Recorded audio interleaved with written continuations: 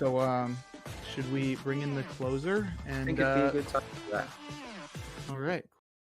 Hello, everybody, and welcome back to the 65th episode of the Free Baseball Podcast presented by the Athletes Hub. It's been such a long time since you've seen us. We did our last show on Saturday, making up for time that we have missed, and we're getting back on schedule tonight.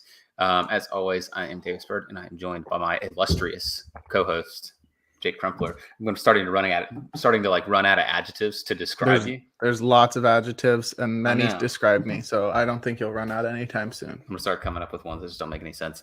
We'll see next episode. But as always, we start every single podcast like we do with Hot Weeks.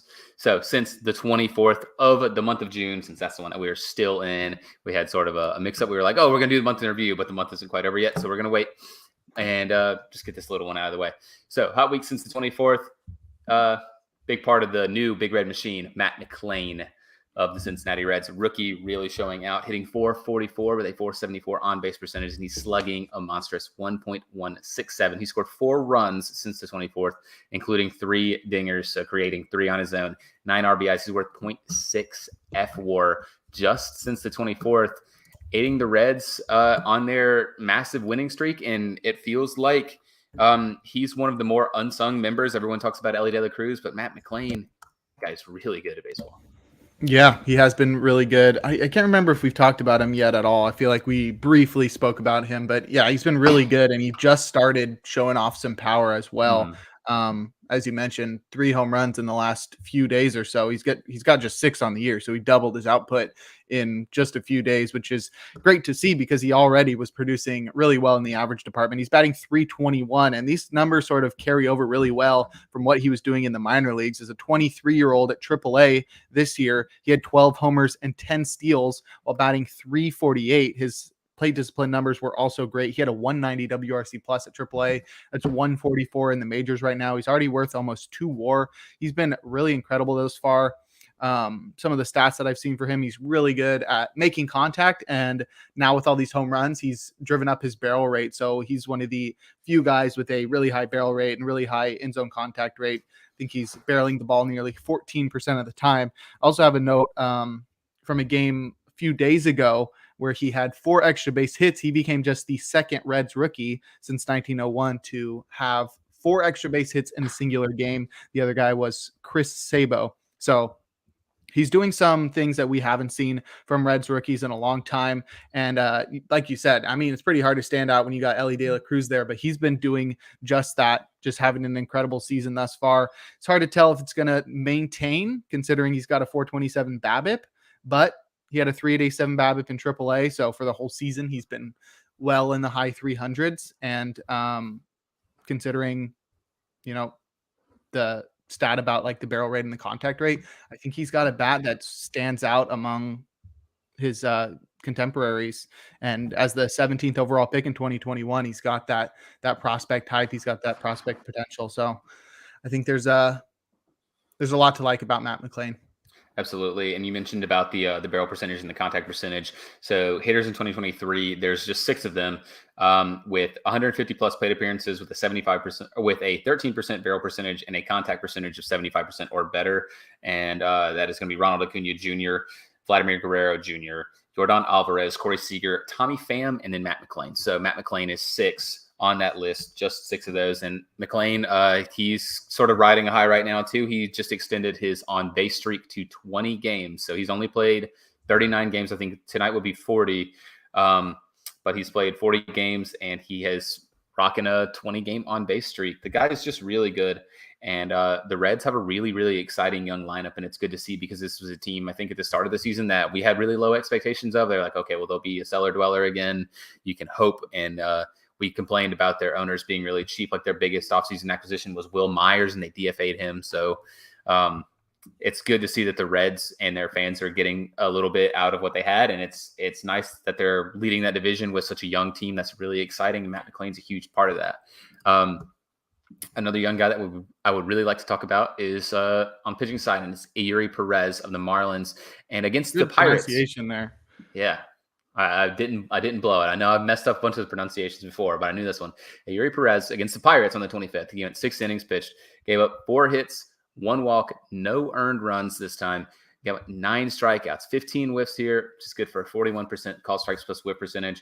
Eury Perez, he's the top pitching prospect for the Marlins, called up, and he's been really good. It's going to be interesting to see how they handle him the rest of the season. I know there's been talks about potentially putting him on like pitch limit and sort of not stretching him way too thin.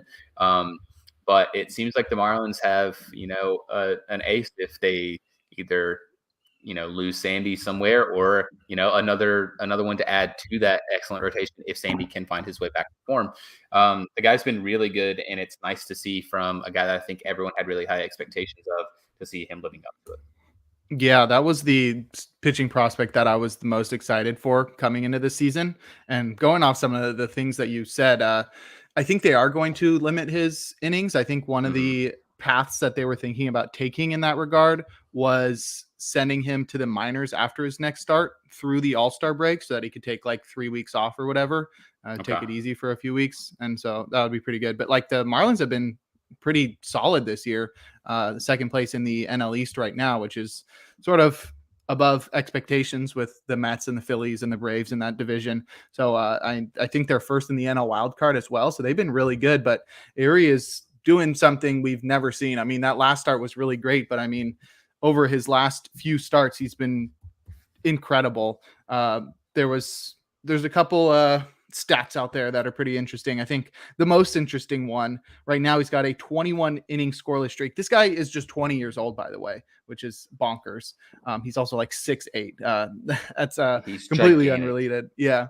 But right now he's the youngest pitcher since 1901 with 3 straight scoreless innings of at least 6 innings. So that's not one of those stats where you got to like do a bunch of different qualifiers to get something good, but absolutely crazy what he's been doing. I mean, just in the month of June, if you look at all his stats, he's got 28 innings. He's allowed just 1 earned run, and he's got 35 strikeouts during that time. That's a 0.32 ERA. That's absolutely bonkers. Really I mean, his total season numbers are 1.34 ERA across 47 innings. He's got a near 30% strikeout rate and a sub 1 whip. I mean, that's what you like to see, especially from a guy at 20 years old. This guy's got a really bright future ahead of him. And with guys like Sandy, like you said, who bounced back in his last start, and others on that roster that can help him, and with I think one of the better pitching development staffs in all of baseball, I mean, the sky is the limit for Eury Perez. That's a really fun rotation too if Sandy can bounce back, because they have Eury Perez and they have Braxton Garrett, who's been really good, and then which Rogers is it? Trevor Rogers. Yep. There's so many of them. Trevor Rogers, if he actually comes back and returns to the form that he was on at his peak too, that's a really fun, really young rotation. Eury Perez. I like that you mentioned the 1901 stat. That's really good. He's the first pitcher since integration, also with over 50 strikeouts and a sub 1.5 ERA in his first 9 career starts, and that's from Foolish Baseball on Twitter and YouTube. Go watch his new video, like his newest video. It's really fun. But yeah, I stole a meme from that. It's awesome. I sent more memes in the chat if you can fit them in the podcast. I did. I'm actually putting those together right now because I forgot to do it before. That's okay. I was like, oh shoot. But yeah, it's good to see the Marlins actually being good, because that team is like never good. And I just want so bad for them to be in the playoffs again. Also, big Eury Perez guy, because he wears my favorite number in professional sports, 39. I just love that. 69? No, shut up. 39. I love 39 for whatever reason. It looks awesome. But enough on our hot weeks. Let's get to players of the week. And for the AL, that's going to be Luis Robert Jr., Lou Bob Jr. for the Chicago White Sox, who, amidst probably a really, really rough season, if you are a White Sox fan, he's probably been your one lone bright spot other than Liam Hendricks coming back. But yeah, he's been really good so far this season. He really has. I think right now he's second in the AL in home runs. I talked about him on the First Pitch podcast that came out on Tuesday. And he's looking like an AL MVP candidate. It's sort of unfortunate, I guess, for the whole American League to like have Shohei in your division, because it's like, it doesn't matter how good your season's going to be. It's not going to be better than whatever Shohei does in an average year even. But anyway, Robert's doing what we've wanted to see from him. I think he's doing the thing where you sort of sacrifice batting average for more power. And he's also sacrificed speed for health. So right now he's got a lower batting average than we're used to seeing. He's striking out more than we expect from him, but he's added a ton of power. He's over, I think he's like 22 home runs, 23 home runs right now. He's also staying healthy, which is the big thing. I think he's already had the second most games played in his career. He did debut in 2020, so that's sort of one factor you can have there. But the big thing that held him back in the last couple of years was, health. He showed so much potential. I had him as like a MVP dark horse last year, and it was just marred by injury. Like I think he's a great hitter. He's got tons of tools, but it's just about staying on the field, and that's what he's done thus far. Not running as much. He's making up for that, like I said, with power and staying on the field. So it's been great to see thus far. Unfortunately, everything he's done, and the White Sox are still terrible. Yeah, it's really unfortunate for the White Sox that like him and Jake Berger, you're only two decent bats right now because Tim Anderson has been so bad, and basically the rest of your team has been awful. But yeah, he's been really good, and like you said, I think the most games he's played in a single season was 98, and that was last year. But he's also 0.2 WAR or 0.2 FWAR off of his career high already, which is really good. I would like to see. Is he still playing good defense out there? He is. He's still. I think he actually defensive rating wise from Fangraphs, it's his best defensive season so far. So he's still been a very good fielder, and that's good to see too because you don't want this guy like.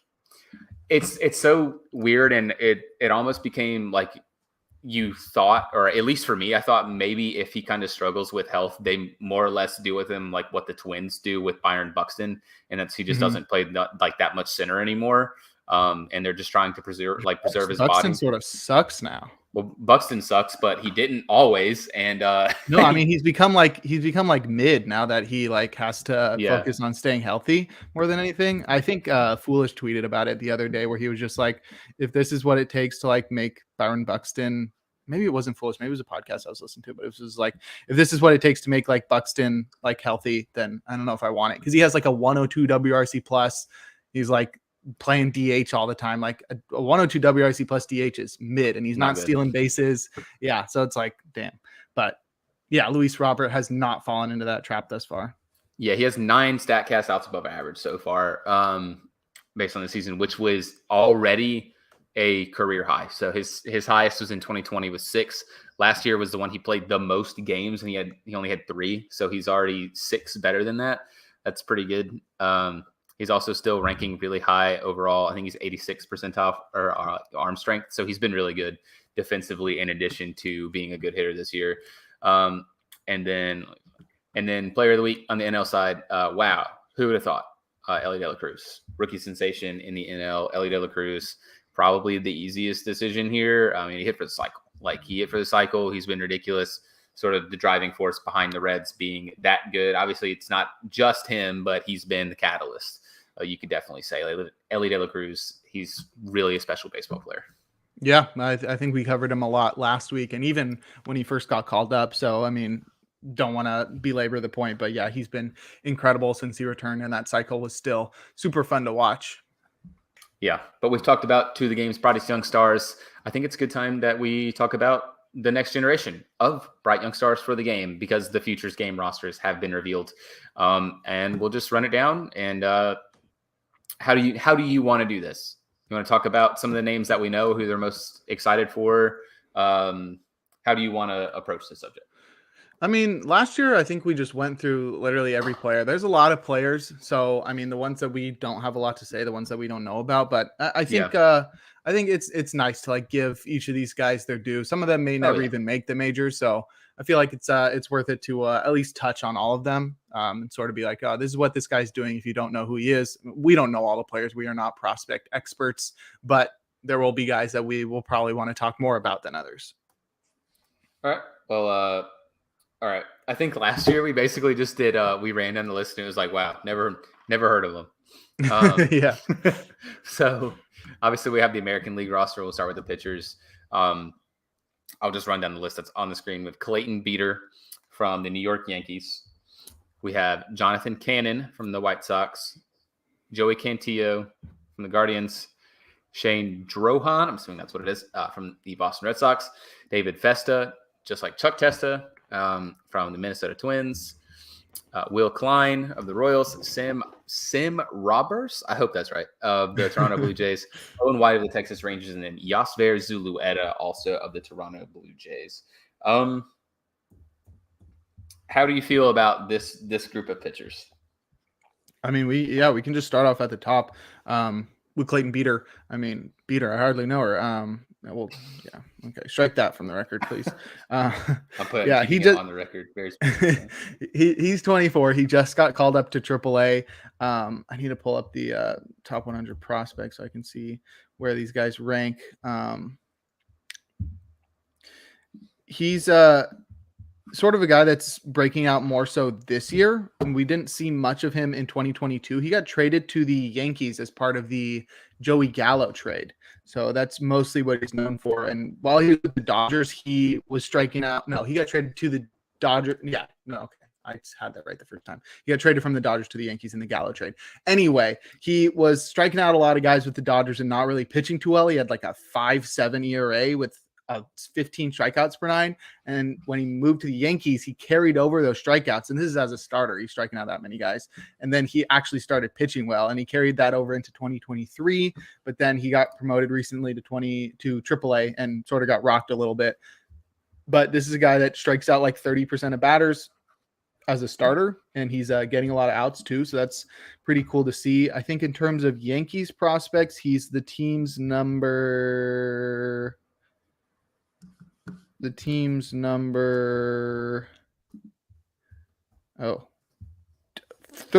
prospect. So not like super highly ranked, but he has pitched really well this year and he does strike out a lot of guys. So that'll be interesting to watch.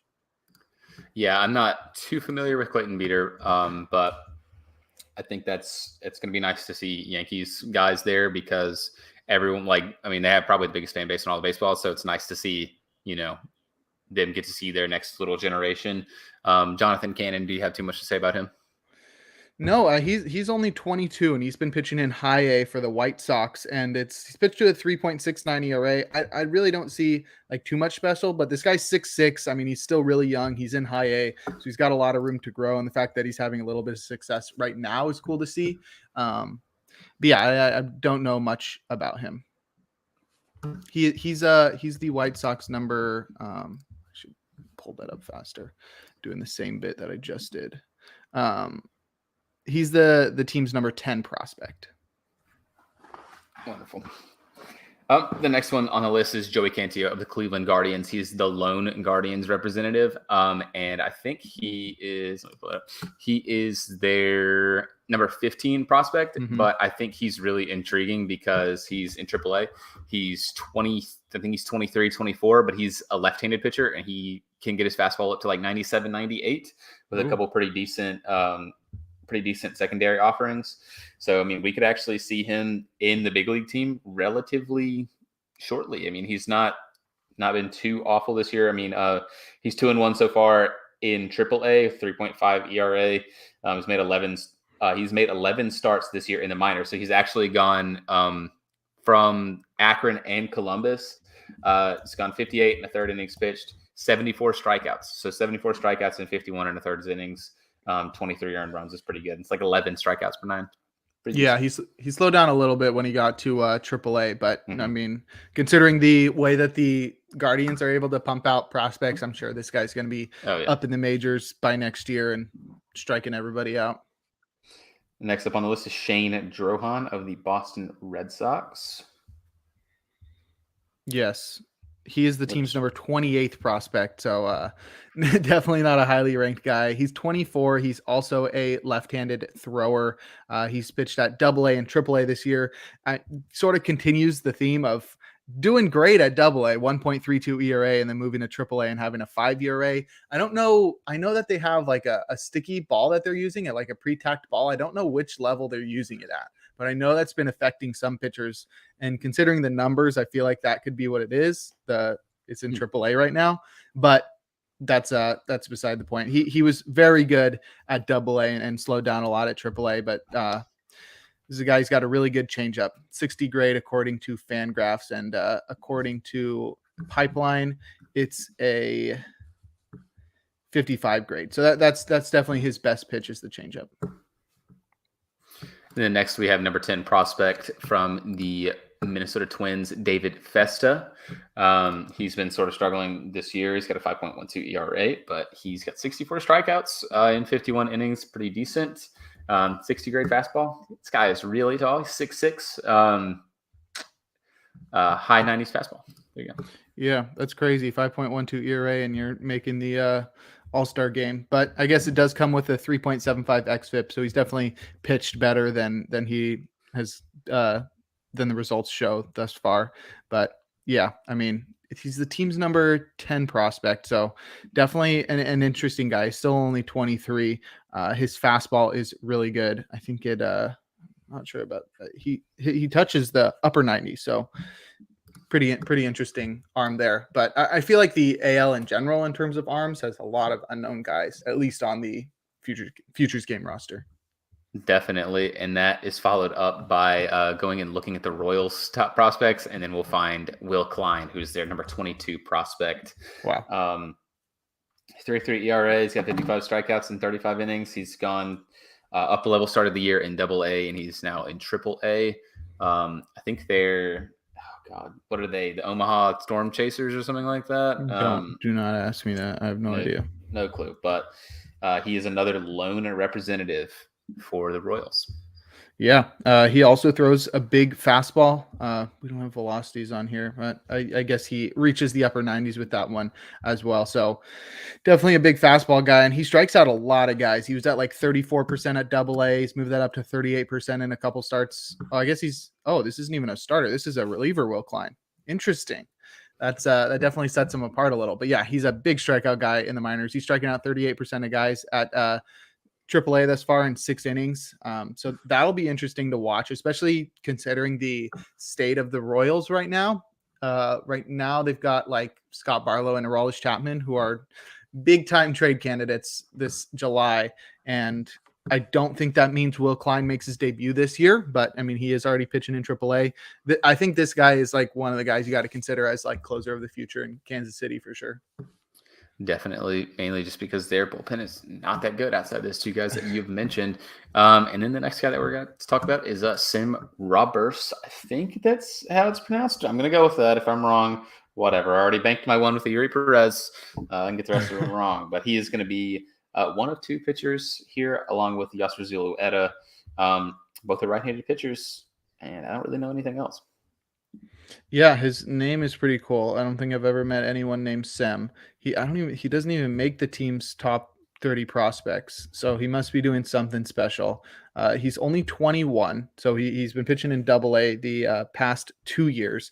And thus far he's got a mid-4 ERA. So I don't know who's voting on this. I don't know. His numbers are pretty mid, and he's not like a highly ranked prospect. So it's sort of weird that he would be one of the guys included on this one. Oh, there he is. Number 7 prospect. Okay. It's blindness on my part. That's why we wear glasses. But yeah, he's not having the best season, but I guess considering he's ranked so highly, sort of gives him a boost. I think he's from the Netherlands too, which is interesting. He's Dutch. So he's Dutch, and I think he was part of he might have been part of their WBC roster. So I'm gonna look that up. Interesting. Yeah, because I've seen this name before. I just can't remember. Yeah, I mean, the Dutch names, he definitely got overshadowed. The Dutch names were crazy. I'm pretty sure he was. Yeah, I'm looking up you said the names are crazy. I'm looking up the roster. Their catcher was called Sicknarf Loopstock. Yeah, the boy. That's good. Yeah. Look, read his name backwards. I'm not joking. Read his first name backwards. Cotspool. Sicknarf's name backwards is Francis. Francis. That's so crazy. He's from Aruba. That doesn't count. I'm looking at their pictures. I don't think he was. No, he was not. That's crazy. And a team, some guy. And a team with Dennis Bergersdijk and Jair Jurgens, Franklin Van Gert. There's no room for Sim Roberts.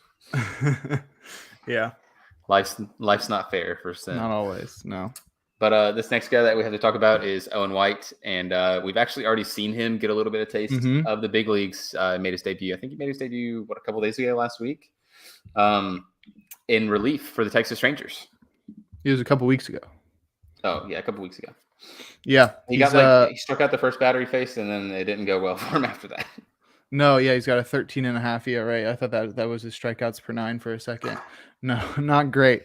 But yeah, I think this is probably the highest ranked prospect in terms of starters that we've talked about this far. He's the team's number 2 prospect, which is a pretty good place to be. He's only 23, and he hasn't had a lot of success this year. 3.5 ERA at AA, but prior to this year in 2022, he was really good, and he's been rising through the minors pretty quickly. He was a second round pick in 2018. So yeah, that's Owen White, his slider is really good. Yes, it is. He also throws pretty high like fastball. I mean, it sits sort of like mid 90s, but I think he can get up to like 97, 98, which is pretty good. Not bad for Owen White. If you're a Rangers fan, you should already be pretty well acquainted with him. Hopefully we can see him again to a little bit better showing than he had in his brief little cameo in the big leagues. And the last pitcher to talk about is Yosfer Zulueta, who is also a pretty high ranked prospect, and this was probably going to be reserved for Ricky Tiedemann if he hasn't been injured. But Yosfer Zulueta is the number 3 prospect for the Toronto Blue Jays. He's an older prospect too at 25, but 70 grade fastball, tough to beat. I feel like that's sort of been a theme of a lot of the guys that we've seen so far. With the pitcher call-ups is big fastballs. Definitely. Yeah. Nothing that really stands out on his Fangraphs page. He walks like everybody, like 18% walk rate each of the last like 3 levels that he's been at. So that's not something that's going to transfer too well. But considering that he's the team's number 3 prospect, you have to believe that that fastball is going to come around at some point. Definitely. And that is all we have for the pitching side. And now we can get to hitters. And we'll start with another WBC name. We talked about a fake one. It's Sam Roberts. This one was definitely a real one. Harry Ford, leader and king of Great Britain's WBC team. Yeah, and he's the real deal. And he was really great last year. 11 home runs and 23 steals at A-ball. And this year he's carried that over a little bit. He shows like a lot of athleticism. Athleticism from catchers that you rarely see. He's got 14 steals this year as well. So he's showing a lot of speed, a lot of athleticism behind the plate, reminiscent of like JT Realmuto is somebody that comes to mind. Dalton Varsho. So like, even if he doesn't stick behind the plate, I think he's going to be like a really athletic, good baseball player. He shows really great plate discipline as well. He's still only 20 years old though, which is crazy that he was in the WBC, but so he's probably still a couple years away from making his way to the majors, especially as a catcher. It takes him a little bit longer to develop, but definitely deserving of a selection here. Definitely. The Great Britain star. Obviously, I mean, I think he's from Atlanta, but both of his parents are from England. That's cool. I think he's the highest ranked prospect that we've seen so far of any of these, because he's the number 1 prospect in the Mariners organization. But then we're going to follow that up with Edgar Quiero of the Los Angeles Angels. I almost said the Anaheim Angels. That hasn't been a thing for a long time, but Edgar Quiero. Is he the only? He's not the only representative of the Angels. Him and Kyron Paris both going to be here, but yeah, we'll see a little bit from Caro. Yeah, he's not been doing too much this year. I think he sort of broke out last year. He's also still only 20, super young, but he's getting his first taste of AA this year. Last year, he had 17 homers and 12 steals in A-ball, and this year he hasn't really carried over the counting stats.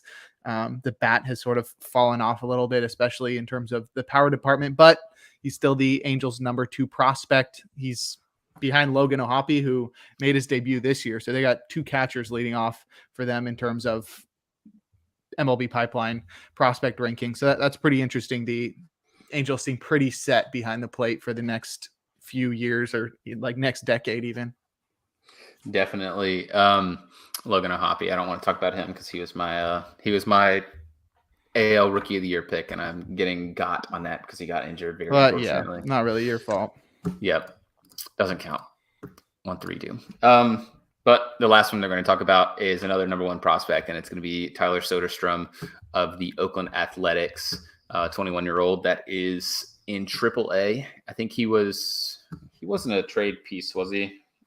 No, they drafted him They straight out drafted of him. in Yeah. 2020, first round. I get him and Langoliers confused pretty well, but he's been really good, and he is also power hitting catcher. So Yep. they have him and Langoliers both sort of filling that role, which will be really fun. But yeah, he's an exciting player for the Athletics. Definitely, yeah, and big power is right. He sort of strikes out a little bit too much for what you want to see from a guy this young, and he doesn't walk a lot, but the power is there. He had 29 home runs in across 3 levels last year, and now as a 21-year-old, he's playing in AAA. He's been playing a lot more first base, which I guess is fine if you have Shea Langoliers up there, so you can like bring this guy up, have him be like a DH first baseman. We do have Ryan Noda right now, so it'll be interesting to see how he fits in there. But he's got 16 home runs already this year, pacing towards a second straight near 30 home run campaign, which will be cool to see. He's got a sub 100 WRC plus. AAA generally is like a very high offensive environment,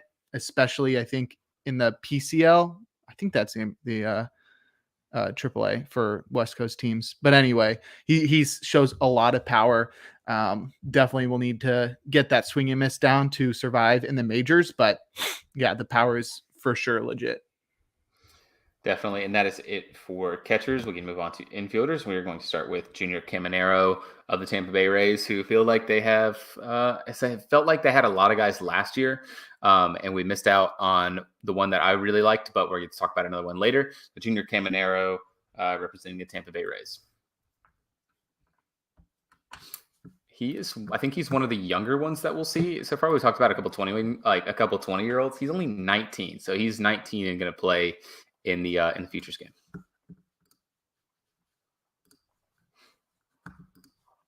Your audio is not working, Jake. I was literally muted. He's not a big like speed guy at 19 in AA, which is pretty crazy to play a AA at 19, but he has shown a lot of power. He's already got 15 home runs this year across 2 levels, and the average is way up there. He had a 192 WRC plus at high A, but yeah, this is a guy with really good hit tool. They give him a 60 grade power as well. And this is like a small guy, mostly skinny. He's 6'1", so I don't want to say small. I'm shorter than that, but he's weighs in at 157 pounds. But he is rising super quickly up the ranks as well. I think he's one of the biggest risers on the updated top 100 prospect list that we'll talk about shortly. But he's the new Rays #1 prospect. Yeah, I think he overtook. I want to say Curtis Mead was their #1. Yeah, he's #3 now. Dang, that's pretty good for Caminero. And then as you can see in this little picture on the side, the next one we'll talk about is Jackson Holliday, obviously son of Matt Holliday, and he's going to represent the Orioles since that's who they drafted. But I think he's also going to be one of the younger ones. They drafted him out of high school. Mm-hmm. So yeah, Jackson Holliday, he's been pretty decent so far. Just 19 years old, playing in high A. Yeah, pretty solid.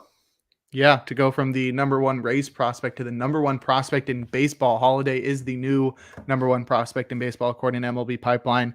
Pretty well deserved. He's got 7 homers and 20 steals across 2 levels this year. Mm-hmm. That's in just 64 games. So he's definitely not been overpowered by professional pitching. He's got a batting average well over 300 at both levels. He's got a 163 WRC plus at high A. And the coolest part is that he walks just about as much as he strikes out. I think right now, in terms of raw numbers, he's got 44 walks to 46 strikeouts at high A. So not striking out a lot, walking a ton. So this is going to be a fun guy to watch. It'll be interesting to see if he can stay at shortstop. It's really hard to tell like how good a defender is going to be when they're 19 years old and they're like just starting out their professional career. But I think the hit tool is definitely there, and he's pretty freaking fast as well. Definitely. He's actually, I like that you mentioned the 20 steals. He's got 14 doubles, 6 triples, 7 dingers, and 20 steals while walking more than he's striking out. That's a dynamic player. He's pretty good. Oh, and really overshadowing the guy who was drafted ahead of him, Drew Jones, has been awful. Yeah, not great. But next guy we can talk about, for the Detroit Tigers, this is going to be Colt Keith. We'll talk about two back-to-back, but Colt Keith for the Tigers here. I think he is back. He's another big riser. We talked about Jackson Holiday moving up all the way to number 1. He moved up 38 spots. He's now the number 42 overall prospect in the top 100, according to MLB Pipeline, is Colt Keith. Yeah, and he's now the new Tigers' number 1 prospect. Yeah, and he's got 14 home runs so far this year. He's batting .325, and this is at Double-A as a 21-year-old. Yeah, pretty freaking good. I think his best tool is power. He's got like a 60 grade power, and I think he's got a good arm. So I think he's going to be the third baseman of the future in Detroit. This is a guy that I could see debuting next year. Depends on how good the Tigers are. They haven't been too great the past couple of years, but Colt Keith definitely looks like a legit prospect, and that's pretty cool to see as a guy who was drafted in the 5th round. Definitely. I say they drafted him out of high school in the 5th round too. And that's nice. It's nice to see a guy like this be really good. And then we'll talk about his, I guess, teammate. I think they're both in AAA. But Justin Henry, he's in Double-A. Keith is in Double-A. Yeah, his level they had him on. No, he's not.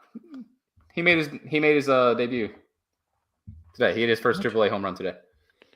Did he just get called up? I think today? So. Yes. There's 0 stats. Yeah, he got called. He literally got called up today. Cool. Okay, then you had it right the first time. He hit his first home run in his first at bat. AAA. But now his AAA teammate is going to be Justin Henry Malloy, who he's an older prospect. He's 23. Been there for a little bit, but he'll probably end up on the big league team as well. He was actually acquired from Atlanta back when the Joe Jimenez trade, like a long time ago. So long time. That was literally this last offseason. Whatever. Same thing. That's a long time ago. That's a long time couple months ago, really long ago. Whatever, I don't even remember. Long time ago, same thing. He's a different prospect and I really like guys like this because he's sort of like a utility guy. I think they have him as like listed as a third baseman, but he plays a little bit of outfield also. So yeah, it'll be interesting to see where he ends up fitting, and he could probably end up being with the big league team by the end of the year. Yeah, I think they're sort of just trying to like find a spot for him right now, just given the way that the major league roster is turning out. So I think a lot of the time is, you have a guy at third base and you're like, okay, well now we have Colt Keith. We got to figure out a spot where like each of these guys can play. And Malloy is pretty athletic. He's not a big fast guy. So I think he's going to be like a corner outfielder, but he shows a lot of discipline. He's got 11 home runs already at AAA. Definitely a guy that's, I think could transfer pretty well to the majors because of his discipline. Yeah. Nice to see with that guy. And then a big prospect here. We've talked about number 1 prospects. We talked about number 7 with the Tigers. Now we'll drop to number 3. Number 3 for the Tampa Bay Rays is Kyle Manzardo, his first base prospect for Tampa. He's been pretty highly touted as well for them. And now we'll get to see him in the showcase game. I know he's been like a big dynasty prospect for like if you do dynasty leagues for fantasy baseball, like everyone's been pretty hyped about him, but I'm not too familiar with him. Yeah, I think he got a lot of hype last year because that was sort of his breakout year as a 22-year-old at high A and Double-A. He had 22 homers that year, and I think he just did not strike out a lot, and his walk rate was pretty solid as well. So it's very rare that you'll see guys with a ton of power and few strikeouts, and it helped him bat over 320 for the whole year. He's dropped off a lot this year, but he did make the jump to AAA, so that can explain a lot of it. He's still only 22, so this is a guy that's on the borderline of making the majors as a 22-year-old. He's got 10 home runs right now at AAA, and he's batting .245, so he's got like an average WRC plus, but he doesn't strike out a lot, and he walks a lot, and so I think he's like the type of guy that can I just get it's easy to make sort of parallels between players when they're on the same team or were on the same team. But I get like Nate Lowe vibes from him where he's got like that plate discipline that's sort of underrated and the hit tool sort of comes along with that and the power will come later. And then he's sort of just like an underrated guy until you realize like, oh, dang, Kyle Manzardo's pretty solid all around baseball player. Yeah, it'll be interesting where they try to fit him in because he is a first base prospect. And obviously, I mean, you have like Yandy Diaz. Yeah, you have Yandy Diaz playing there, so I don't know. They'll have to figure that out, but that's a good problem to have. It's hard to complain about. We have too many good players. And then this next one, if you're complaining about having too many good players, you're probably not a Red Sox fan because this is the guy that they basically agreed to let Bogarts go for, and it's Marcelo Mayer.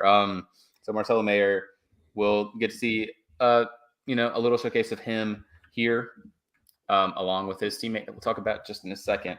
But Marcelo Mayer, shortstop prospect for the Boston Red Sox. I'm pretty sure he's their number one prospect. Yes, and he's the number 4 prospect in all of baseball. He's one I'm really excited to see because I remember prior to the 2021 draft where he was drafted 4th overall, he was MLB Pipeline's like number 1 draft prospect. So this is the guy that people expected to go number 1. I forget who went number 1 that year, 2021. I guess it doesn't matter.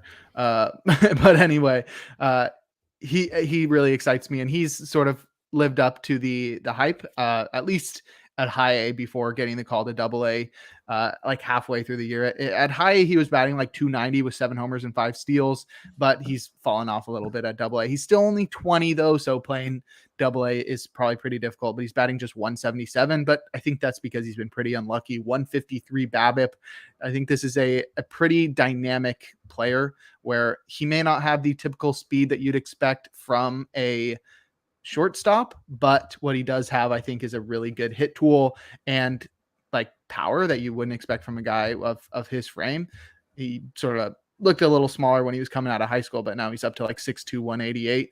And as long as the fielding comes along, I think he'll be able to make up for the lack of speed.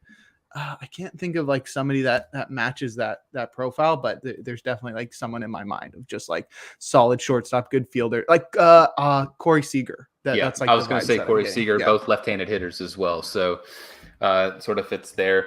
Yeah, he's supposed to be the next up-and-coming shortstop for the Boston Red Sox, who desperately need him to pan out because they've sort of lacked talent there, or just lack talent in general, or lack talent that they're willing to keep outside of Rafael Devers. So hopefully Mayer can be good for them. And the next one that we got to talk about is Kyron Paris, also representing like his teammate Edgar Quero, the Los Angeles Angels. Yeah, he's an interesting one, especially because the Angels aren't usually known for having like a ton of top prospects. But this is a guy with a lot of speed, and like he's a big power speed guy at shortstop, but he strikes out a ton. He's got a 31% strikeout rate at double A, but like you said, he's only 21, so still pretty young. He's the team's number 8 prospect, so he does have a lot of potential going forward. But I think this is a really fast guy with some potential in the power department. I feel like he's probably going to be more so like a second baseman going forward. But if he can get a hold of those strikeouts, which will definitely hold him back as he moves up through the minors and eventually into the majors. But I think this is a guy that could be pretty electric once he makes it to the majors, just considering his raw tools. Definitely. I'm glad you were able to pick up the slack on that one because I'm not too familiar with him. And then the next guy that we got to talk about is Nick York, who will be joining. Not teammate. I don't think he's in Double A, but Nick York with Marcelo Mayer. Yeah, I thought so. They're both in Double A. Yeah, but and you can both. I think they're both projected to be called up in 2024, according to like MLB.com. So and he's their number 5 prospect, I think. He's up to 3 now. He's up to 3. His old one was number 5. Yeah, so he was an interesting one because when he was drafted in 2020, he was taken 17th overall, and this was a guy that was like way off everybody's prospect list. He wasn't completely off it, but he was looking like more of like a late second round guy, and he went in like the middle of the first round.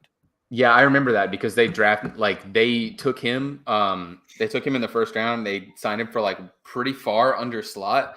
And then the rest of their draft was pretty good. So I remember like everyone complaining about Nick York and be like, oh, well, the rest of their draft was really good. And he was just sort of an afterthought. But it's good to see him actually get his shot. Exactly. Yeah. And he's got 9 homers and 6 steals this year. He's batting 286. So he's not like blowing anybody out of the water, but he's really solid. I think he's got pretty solid tools that should help him across the board. He's more of a second baseman moving forward. But yeah, I think he's going to be like pretty above average in like a lot of departments, which sometimes like can make you an underrated prospect because you don't stand out in any one area. But then when you make the majors, you put that all together and you're like, okay, yeah, dang, this guy's actually pretty good. I think he's in the top 10 by position for second baseman in the top 100. I think he's the number 6 second baseman. Solid. So there you go. That is our infielders. Now we can go on to our outfielders, and we can start with another athletic. With Tyler Soderstrom, it's going to be Lawrence Butler. Yeah, this is actually a guy like I was not familiar with. He's only 22. I feel like I've looked him up like once before, but he's just recently starting to become a bigger prospect for the A's. Last year, he showed a little bit of power and speed, but he struck out a ton. So I think that held him back. But this year, dropped his strikeout rate 13% from last year. And that was with a jump from high A to double A as a 22-year-old. So he's showing power and speed, 9 homers and 10 steals, and he's striking out less than 19% of the time. It's going to transfer pretty well. And he's a pretty athletic guy too. Pretty fast, right? So that should transfer pretty well to the outfield as well. I think he's more of a corner guy. But anyway, I mean, this is a guy that I'd love to see what he looks like a year from now and once he gets closer to the majors. But any big prospect for the A's is definitely worth the hype because, they're going to get traded in 5 years. The face of the Las Vegas A's. Very unfortunate, but that's very true. I feel like the big consensus with Lawrence Butler is that he's obviously got the huge power potential. He strikes out a lot. I feel like the big issue is sort of the issue with Vlad, and it's the launch angle. His corner outfielder, I feel like a lot of the things that I've been seeing about him are just sort of like, this guy has crazy power. If he's actually able to lift the ball, he'll hit a million home runs. So hopefully he can figure it out a little bit more and continue to rise through the ranks and be good for the A's. And hopefully they'll actually be able to keep him and not trade him once they take their team somewhere else, because I'll save the John Fisher rant. We do that every podcast. We'll save it for this time. But the next one will stay in the AL West. And this prospect is going to be Jonathan Clase of the Seattle Mariners. It's Jonathan. Jonathan? Well, I mean, he doesn't have a TH. So it's Jonathan. I don't think that's how it's pronounced. But anyway. 3-hit game going on tonight.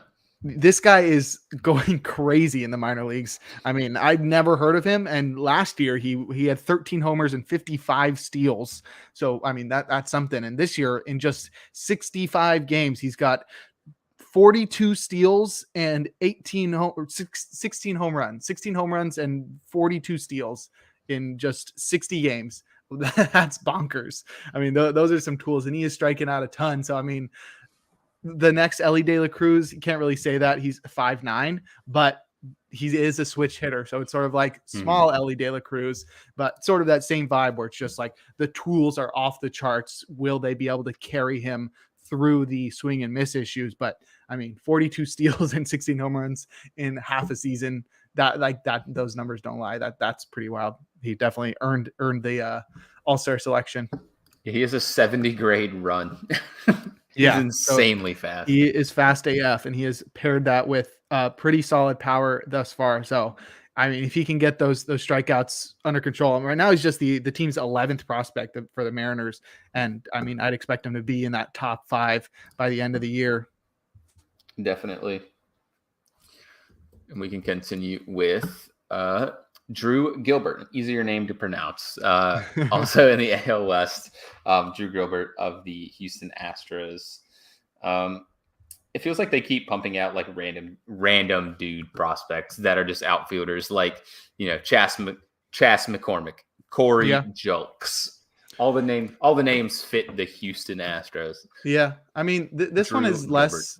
This one's less out of nowhere because he was like a first-round pick for them in 2022, and now he's their number 1 prospect. So sort of tracks in that regard. He was a late first-round pick, so you can sort of blame that for him being a little bit underwhelming or underknown.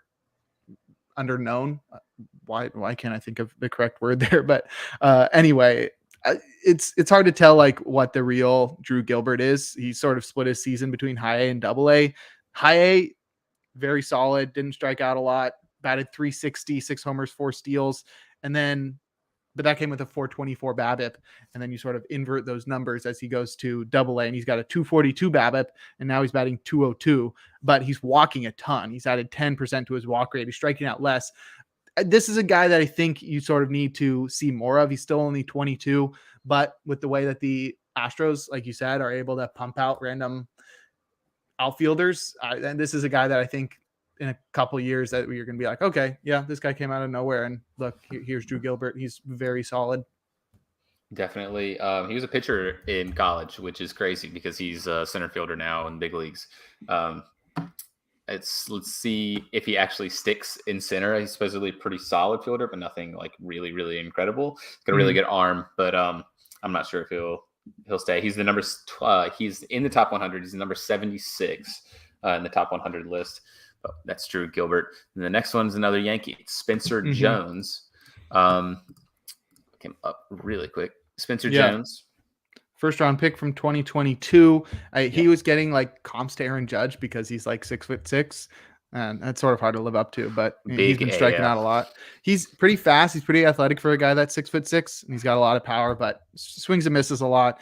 Feel like most of the reason he got this selection was because of that prospect pedigree and being on the Yankees, but I think it'll be cool to see if he can live up to the hype. Definitely. I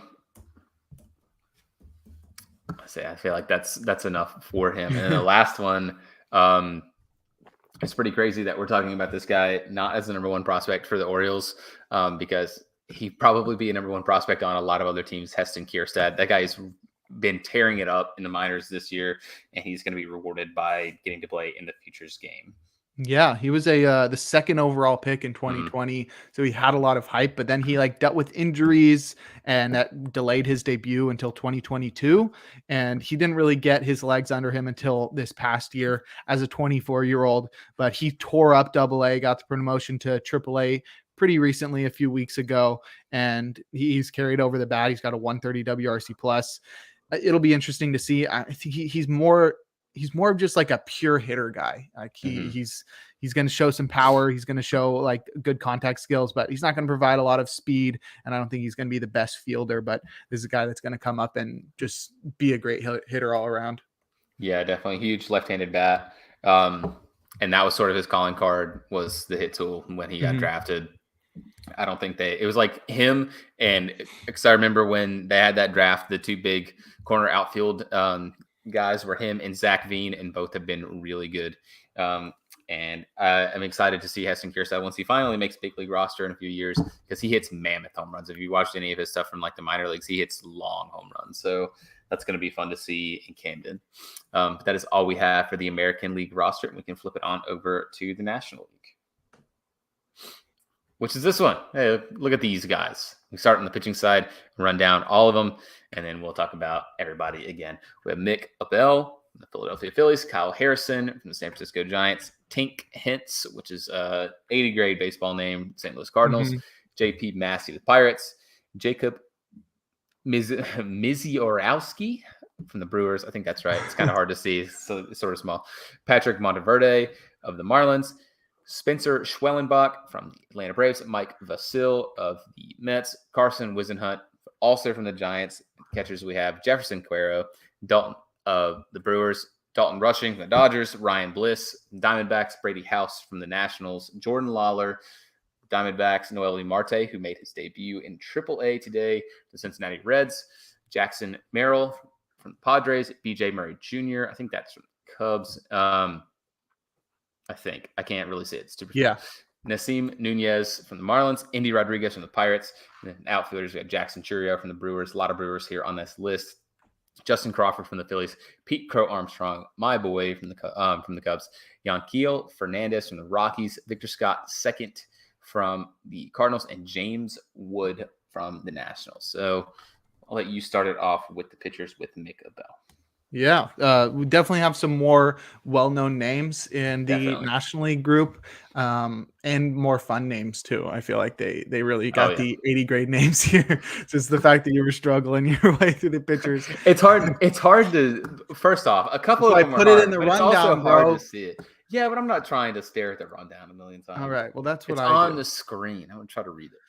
Yeah. Well, okay. We can talk about Mick Abel. He's the team's number 2 prospect. He's the team's number 2 pitching prospect too, because Andrew Painter is there. But Mick Abel, one of the top draft picks in recent years for the Phillies. He was drafted in the first round, 15th overall in 2020. And while he hasn't pitched too well at Double A this year, 4.5 ERA, he does strike out a lot of guys, and I think he's got a bright future ahead of him. He's a big guy. I think he's going to be like an innings eater, a solid like innings eater guy. I think he's got sort of same frame as like Graham Ashcraft. Actually, no, he's pretty skinny, but I think this is a guy that's going to be pretty solid, just like innings eater type guy. Definitely. He is also in the top 100. He's the number 46 prospect in all of baseball. They actually have 3 top 100 prospects along with Andrew Painter. They have Justin Crawford. So Phillies, pretty decent little crop you've got coming up. And then the next one is one of your boys. We've talked about him last year. I'm pretty sure it's Kyle Harrison. Yes, Kyle Harrison is really cool. He strikes out a crazy amount of guys. He also walks a crazy amount of guys. But he's been over 36% in terms of strikeout rate each of the past 2 years. I think right now it's just going to be like working up that workload, getting his arm staminized, which is a word that I just made up. But like right now, I don't think he's pitched more than 5 innings in any of his starts.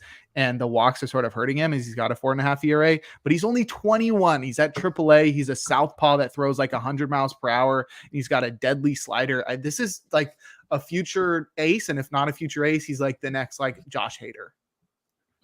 Definitely. I think there's a decent chance he could find himself on the Giants roster at the end of the year, honestly, just because their starting rotation has been terrible. And a lot of the guys that they have like really tried to rely on, like your Ross Striplings, Sean Manoah, and then Alex Wood, those guys have just not been good at baseball. So there's a strong chance we could see him with the big league team by the end of the year. Yeah, he is, hold on, it's not up to date, but I saw a tweet that said he had 80 strikeouts in like 47 and a third innings pitched. And then Alex Wood has given up like 80 earned runs in 30 innings pitched.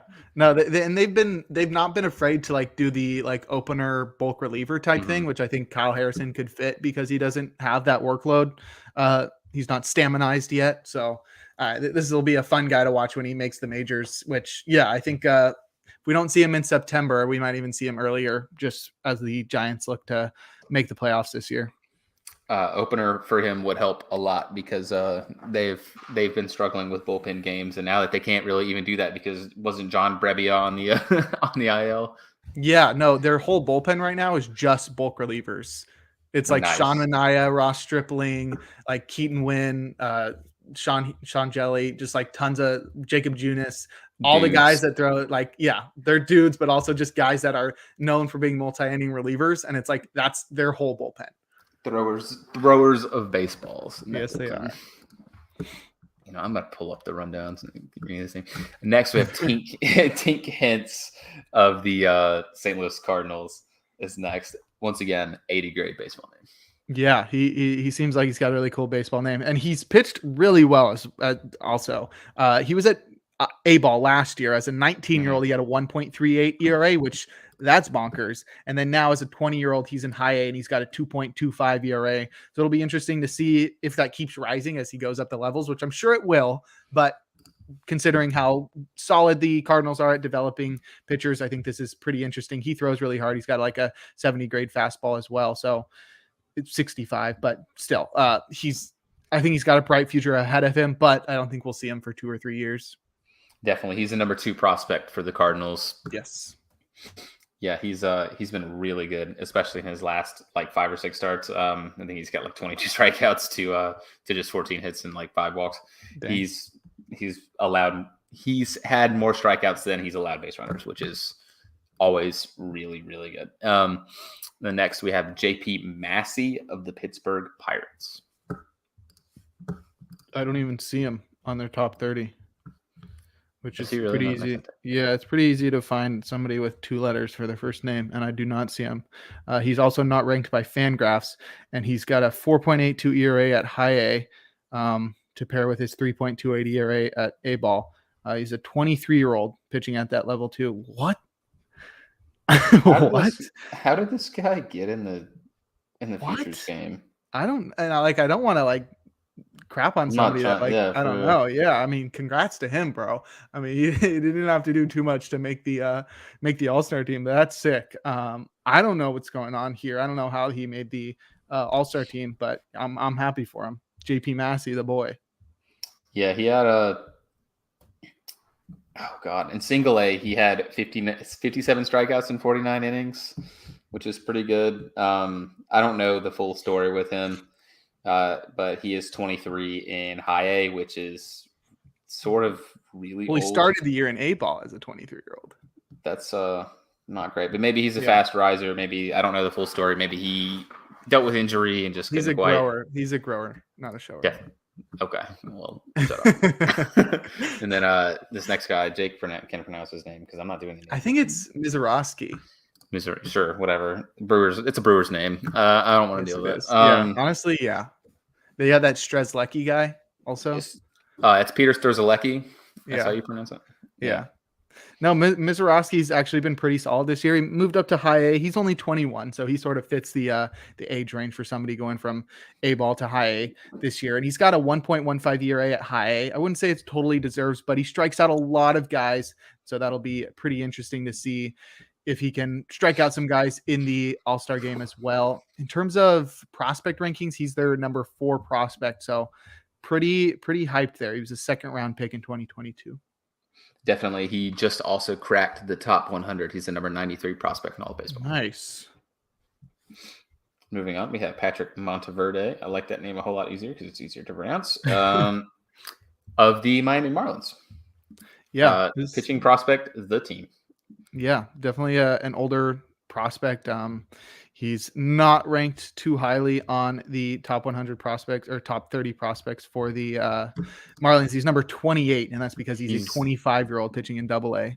Yeah, I hate that you said the stupid grower thing, but that's definitely what he's been because in the last 2 years, he's gone from a signing bonus that was like $47,000. Like he was really late to be picked up, and now he's in the futures game. So he's really sort of carved out a role in this organization and been a big grower here.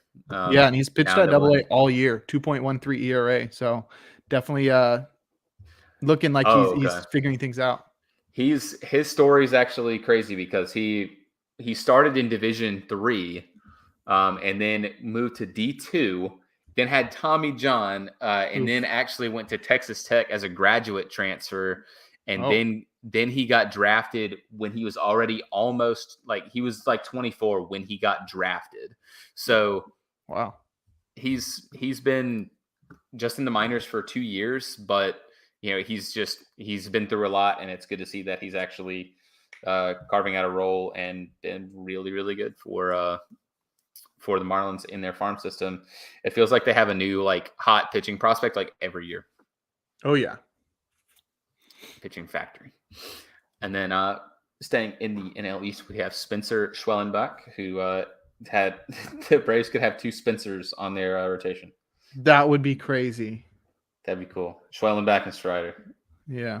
2 double S's. Yeah, I think he's another Tommy John guy. He's 23 and he just made his debut this year. And he was drafted in 2021, but he's been great at A ball, 2.76 ERA, little old for the level, but he's working his way back from surgery. He's the team's number 6 prospect.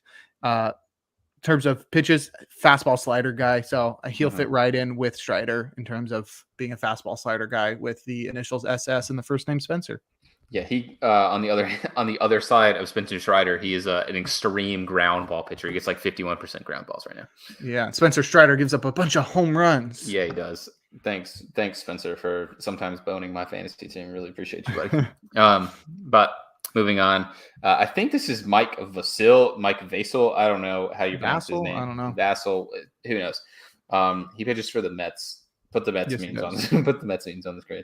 You want to do a meme break real quick? Yeah. Talk about the Mets because they suck. Yeah, his line tonight. Speaking of this guy, he only went 3 innings tonight with Syracuse. He had 6 hits. He gave 4 runs. 6 hits and 3 walks. Nice. Yeah, Mets suck. He's got a 9.45 ERA at AAA, but he was solid at AA. Yeah, but meme break. You want to explain this one to me?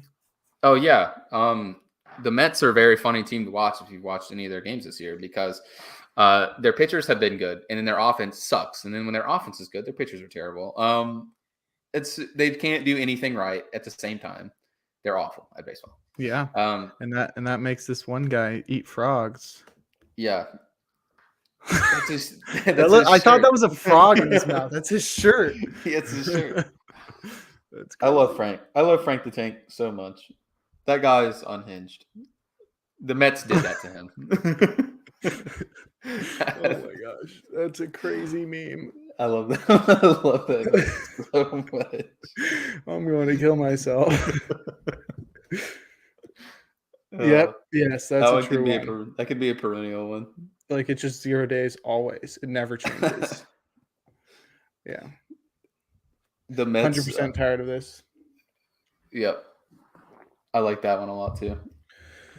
Well, good meme break. Good meme break. To regular programming. That's enough on Mike. What's his name? All right. Vassal. Back Giants prospect. Carson Wisenhunt. Talk about the Giants prospect. Yeah, I actually don't know much about him. I just saw a trade proposal for including him as in a Marcus Stroman trade over on Twitter, and he started the year at high A. He's 22 years old. He's up at double A now, where he hasn't pitched as well, but that's mostly due to bad luck. He's got a 385 BABIP, so I think he's been pretty solid this year. Yeah, I mean, strikes out a lot of guys, which is definitely cool to see. He's moving up the Giants top 100 prospects pretty quick now. He's number 4 now, which is cool to see. And he's a changeup guy. He's got a 70 grade changeup, and so that's those are sort of hit or miss. But with the way that he's pitching thus far, I'm excited. He would be with Kyle Harrison. If they did that trade. He would actually be the second guy in the Cubs farm system that would have a 70 grade changeup. Who's the other? Jordan Wicks. Okay. He's the number 4 prospect for the Giants. And also, if you haven't seen a picture of him, he looks like Andrew Chafin, which is also pretty dope. Sick. That's enough for the pitchers. We can talk about the catchers. There's only 2 this time. Jefferson Cuero of the Milwaukee Brewers. A lot of Brewers in this list and a lot of ones that are pretty highly ranked. They're another team that always feels like they have a lot of guys in the top 100. Yeah, the Brewers have 3 on 3 representatives, and the Red Sox had 3 representatives, so they're the respective leaders for each group. And we have another catcher, Caro, and I had to double check to make sure they weren't related. They're not, at least according to Baseball Reference. But Jefferson, one of the top Brewers prospects, number 3 right now, and he's just got some power. He plays catcher. I mean, what else do you want? He doesn't strike out a lot. He's 20 years old. He is a really, really good defensive catcher. He's a 60 grade field, 60 grade arm. I think his I saw something that said his caught stealing percentage right now in the minors is like 66%. Oh, wow. That's ridiculous. So that is a lot. Yeah, really good power hitting defensive catcher. I don't know what else you really want. And the next one, is this the only Dodger? Yeah, yes. The only Dodger is Dalton Rushing. Who I know absolutely nothing about. He is the team's number 4 prospect. He's 22 years old. He was a 2nd-round pick in 2022. Walks a ton. He's at high A right now. Nice. He walks 20% of the time, so that's pretty cool. Unfortunately, he's on the Dodgers, but I think he's a pretty solid hitter. Obviously, with the that kind of discipline, power. Not the best fielder. Probably a guy that's going to move off the position, but he's a power hitting catcher. It's what you like to see. Absolutely. And we can move on to the infielders, and we can start with Ryan Bliss of the Arizona Diamondbacks. The Diamondbacks are so loaded. They are. They have so many good prospects and so many good major league young guys. But Bliss, where is he? Number 29 ranked prospect according to MLB Pipeline. He's 23. Wow. He's 5'6". That's so good. Yeah, tiny little new Jose Altuve guy, but power speed, not as much power. He's shown more power this year. Last year he had 10 homers and 31 stolen bases, but he batted just 214. This year though, batting 350 with 11 homers and 21 stolen bases. I mean, that's a pretty good jump, especially when you're going from high A to double A. So he's showing some power and showing a lot of speed and the ability to make contact with the ball. I mean, this is a guy that, we just said 29 on the team in terms of prospect rankings. This is a guy that's going to be jumping up those prospect rankings really soon. Absolutely. We can move on to our next prospect, which is Brady House of the Washington Nationals. Yeah, there was a ton of shortstop drafted in the 2021 first round, and he was just one of them. He went 11th overall to the Nationals, and while he hasn't fully lived up to the prospect type, he has been having a pretty solid season this year. He's got 8 homers and 6 steals across 2 levels, A ball and high A. He's still just 20 years old, and he's been batting over 290 in both levels. But he's a guy that I think has a lot of sneaky power. We haven't seen a lot of it, but he's definitely a guy that will type into it at some point. 8 home runs as a 20-year-old, pretty cool. But I think he's got a higher ceiling than what we've seen thus far. And he's probably the prospect of the future for the Nationals outside of James Wood. Definitely. Interestingly enough, he is their number 2 prospect right behind James Wood. And then we can talk about another Diamondback because those guys just have it all. And it's Jordan Lawler, who is their number 1 prospect, 20 years old, still projected to come up next year. 6th overall pick, 2 years ago. The guy, he's really good. Yeah, he was in that same shortstop crop with House. And this guy, this guy gets me going. I think he's going to be really good. He's a really slick defender. He's still only 20. He's already at AA. So far, he's got 10 homers and 20 steals at AA. He's batting just 245, but he started off really slow and he's turned it around. He walks a lot. I mean, he jumped like 4 levels last year. He started in rookie ball and jumped all the way to AA. And during that season combined, he had like 16 home runs and like 39 steals while batting over 300 across 4 levels. That's what you like to see. And like I said, he's a good defender. This guy's going to be like the star of the team alongside Corbin Carroll. And I think he's going to be really good. Yeah, I think he actually dropped in the prospect rankings. He was number 4. He slid all the way down to number 6. He's still a top 10 prospect. That guy is really, really good. And then this other guy, I already mentioned him a little bit earlier, but Noelvi Marte, also with the Reds, another shortstop prospect, probably obviously fits long-term at second base, which is going to be weird for their team because they have Jonathan India. But like I said, another really good prospect to have. He actually made his debut with the Louisville Bats in their AAA tonight. So we can maybe see him at the end of this year or start of next year. So where's he going to play? That's the biggest thing for me because now they got Ellie De La Cruz. They got Spencer Steer, who I guess can go to the outfield. They got Matt McLean. They got Jonathan India, like you said. I mean, they still got Joey Votto over there. They got Edwin Arroyo in the minors as well, and Cam Collier is a third baseman. Kristen Encarnacion Strand too. Yes, yeah. So many infielders. They're gonna have to figure something out. And that's not a bad problem to have. And they could always trade. They could always trade some of them for ace pitching because that's what they really, really need. I mean, they have. I think Spencer Steer should probably fit long-term as their actual first baseman. Votto is probably on the way out, but they're never going to trade Votto. He'll retire with the Reds. But they'll probably just slide him to have to DH or he just won't play every day. Jonathan India could also move to the outfield and McLean could either play short third or second. Noelvi Marte, I feel like is most likely going to have to fit in the middle of the infield. They could always maybe move one of them to a corner outfield spot and just have them figure it out. They have guys that are currently taking up outfield spots that just probably don't fit there long term, like Jake Fraley. I mean, are they really gonna be too upset about losing out on like Jake Fraley? TJ Friedel doesn't play every single day. They'll find spots for these guys or they'll just trade them. But Noelvi Marte's been really, really good. He got a single in his second at bat in his AAA debut. I think outside of Ellie De La Cruz, I think he's their number 2 prospect. Yeah, he is. But he is the number 2 prospect. But his prospect star has sort of fallen a little bit across the past couple of years. He was the headline in the Luis Castillo trade. Yeah. And he's got power and speed and solid hit tool. I don't know what kind of level of a fielder he is. I think he's pretty meh in that department, but he's not a great fielder, but he's got a really good power tool to be a middle infielder.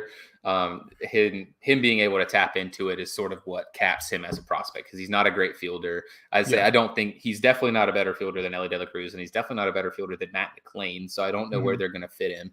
But if he starts hitting for power, I mean, you sort of he raises a problem for you, but I don't know how the Reds are equipped to handle that. Yeah, be interesting to watch. Our next prospect is going to be our only representative from the San Diego Padres, and it's going to be Jackson Merrill. And it feels like their once really good farm is now just kind of sort of depleted. But I don't think they're going to be too upset about it if their team actually starts performing at the level that they need to be. But he is the number one prospect for the San Diego Padres at this point. 20-year-old shortstop playing in high A ball. Yeah, and he's the number 11 prospect in baseball, and he's risen a lot recently. I mean, last year was sort of his breakout year in the minors as a 19-year-old. He was their first overall pick in 2021, so he's still moving his way up. But he batted 325 last year. This year, he's just 266, so I think the prospect stars faded a little bit, but considering he's a borderline top 10 prospect, he's shown power and speed. He's still really young, doesn't strike out at all, 12% strikeout rate, which is great to see. And the prospects TLDR on Fangraph said he's Michael Brantley, except at shortstop. Yeah, he hits to all fields, which is really good, and it's what you want to see. He has a 60 grade hit tool. His pull percent is 38%. His opposite field percent is 39%. So he hits to all fields with his excellent hit tool. Yeah, could sort of use him right now if that's what he's actually going to do, but we'll see. Moving on, we have a Cub. We have BJ Murray Jr., who I don't even know where he's Number at in 30. the Cubs. Yeah, he's number 30 for them, but he's been a relatively big riser. He's a corner infielder for the Cubs, and he currently I think has like a 126 WRC plus in the minors, which this is his first season, and he is in Double-A. Yeah, I don't know much about him. I mean, like we said, he's really low down on that prospect list, but that's a good farm, man. Yeah, pretty true. Pretty good plate discipline and some power with a little bit of speed. I guess we'll have to wait to see what he looks like. Still just 23 years old, but I'm guessing this all-star selection will rise him up the prospect ranks shortly. Yeah, Jake, he'd probably like him because he's a switch hitter, and last year he had a 410 on base percentage. Nice. He's pretty good. Yeah, he's like a pure hitter, more or less, sort of kind of falling in the same vein as like a Matt Mervis and like at actual farms is just an older prospect that just hits their way through the minors. So he's sort of been a big riser this year. I think he was in Single A last year. I think he got up to high A, and now he's in Double-A, sort of carving out a role for him. And then again, we have another Marlin, and it's Nasim Nunez. Yeah, number 20 prospect for the Marlins. He's just really fast. He's a shortstop, very good fielder, but also really fast. He stole 70 bases last year at high A and Double-A, and he's already to 33 this year. Really good walk rate too. So he's good at getting on base and stealing, but I think he's more of like more of a fast, like really good defender type guy. So maybe not a John Birdie. It's just fast. Yeah. That's good. For Nasim Nunez, and then another Pirate with Indy Rodriguez. Yeah, he was originally like a catching prospect, so I don't know why he's in the infield. Henry Davis is probably why. That's true, but he's in the majors now. So yeah, I don't know what's going on there in terms of the position designation, but he's the team's number 3 prospect. I mean, Pipeline says he's a catcher, second base outfielder. So yeah, he's sort of a utility guy, and he's fun too because he hits switch and he just sort of does it all. So yeah, I mean, there's also a decent chance we could see him in the majors by the end of the year as well, because I thought Pirates. Go ahead. Well, the Pirates' star has sort of fallen. I mean, like they were competing for that division, and now they've just sort of fallen back down to being the Pirates. And I feel like they probably don't want that to happen, and they're going to try to make the most out of this season. They obviously called up Henry Davis. There's a good chance that we could also see like Indy Rodriguez and Quinn Priester. Maybe I think they called up Nick Gonzalez too, Leo Peguero. Like they have a lot of their prospect guys have either been called up or on the verge of being called up. Maybe him being moved specifically to the infield and them having Henry Davis up now is why that they like might have him there. Mhm. Um, so I don't know. I mean, He had a it's shot at making the team prior to the season. I thought he might mhm, be like the opening day catcher, but obviously not. His performance has sort of dropped off a little bit with the position change because last year he was like really good, 24, 25 mhm. home runs across 3 levels, and he was batting like well over 300. And this year he's got just 5 home runs and he's got an 82 WRC plus at AAA. So maybe maybe not yet. They might as well call him up and just let him split some time at catcher anyway, because your other options outside of Henry Davis are Jason DeLay and Austin Hedges, and both of those guys are bad at baseball. So Austin Hedges, get ready to speak Chinese. get ready to work at Burger King. That guy sucks. I like him. Foreshadow. I like him a lot. That guy is terrible. And then here we have this guy featured in the picture. It's Jackson Churio from the Milwaukee Brewers. Yeah, number 3 prospect in all of baseball behind Definitely. De La Cruz and Holiday. And this guy's been rising super quickly. He's still just 19. He's the only Mhm. teenager at AA, I think. I think we might have one more. I feel like we talked about somebody that was 19 at AA. We did. Um, We did. It was guy from the Brewers. no, we're talking about the guy from the Brewers. Was it another guy from the Oh, Brewers? guy from the Rays. I'm sorry, I'm an idiot. The Rays. Junior Caminero is 19 from Yes. Double Yeah. So definitely some parallels there. But yeah, Churio, I think, has all the tools. Super fast. I mean, the fielding will come along. He's a center fielder, but he's got the power and the speed. The hit tool, I think, is the only question right now. He hasn't shown like crazy amount of average and low swing and miss numbers, but he's batting 250 as a 19-year-old at AA. He's got 10 homers and 21 steals. This guy's got a bright future ahead of him. I think we won't see him until next year at the earliest, but I mean, this is the guy that the Brewers are building around. And if I do end up watching this game, this will be a guy I'm looking to see because I haven't seen any footage of him. Definitely. Pull it up. And then we have Justin Crawford from the Philadelphia Phillies is next on the list. He was their first round pick back in 2022 last year. He is the son of Carl Crawford. People our age will be well aware of Carl Crawford. So, I mean, you know what Carl Crawford was known for, right? Yes. Being real fast. And so you could only imagine that his son doing the same exact thing. 19-year-old at A ball. He's stolen 32 bases, no home runs. So this is all of the contact and speed, like Ichiro D. Gordon level of just, I make a lot of contact. I'm really fast. So he's really fast. He makes a lot of contact. He's batting 346, got a 420 BABIP, but I mean, that'll come when you're hitting the ball hard and you're really fast. He's the team's number 3 prospect, but like I said, he's only 19. Be a couple of years until we see him. It'll be interesting to see though, if he can add like a power component. Definitely. He went to the same high school as a known speedster, Joey Gallo, which are these guys sound like complete opposites. Combine them though, and you have one of the best players in baseball. Barry Bonds. And then next on the list is my favorite prospect of all time. That is not true, but I really like him. It's Pete Crow Armstrong. Who's your favorite prospect of all time then? Chris Bryant. Okay. Chris Bryant is. Pete Crow Armstrong is obviously the Chicago Cubs. He actually just now cracked the top 10. I think they had him initially at 10 and then they moved him to 9 for whatever reason. He's listed on the website at 9. Somebody probably graduated is what it was. Probably. But Pete Crow Armstrong is the number 9 prospect in all of baseball. He's the number 1 prospect for the Chicago Cubs.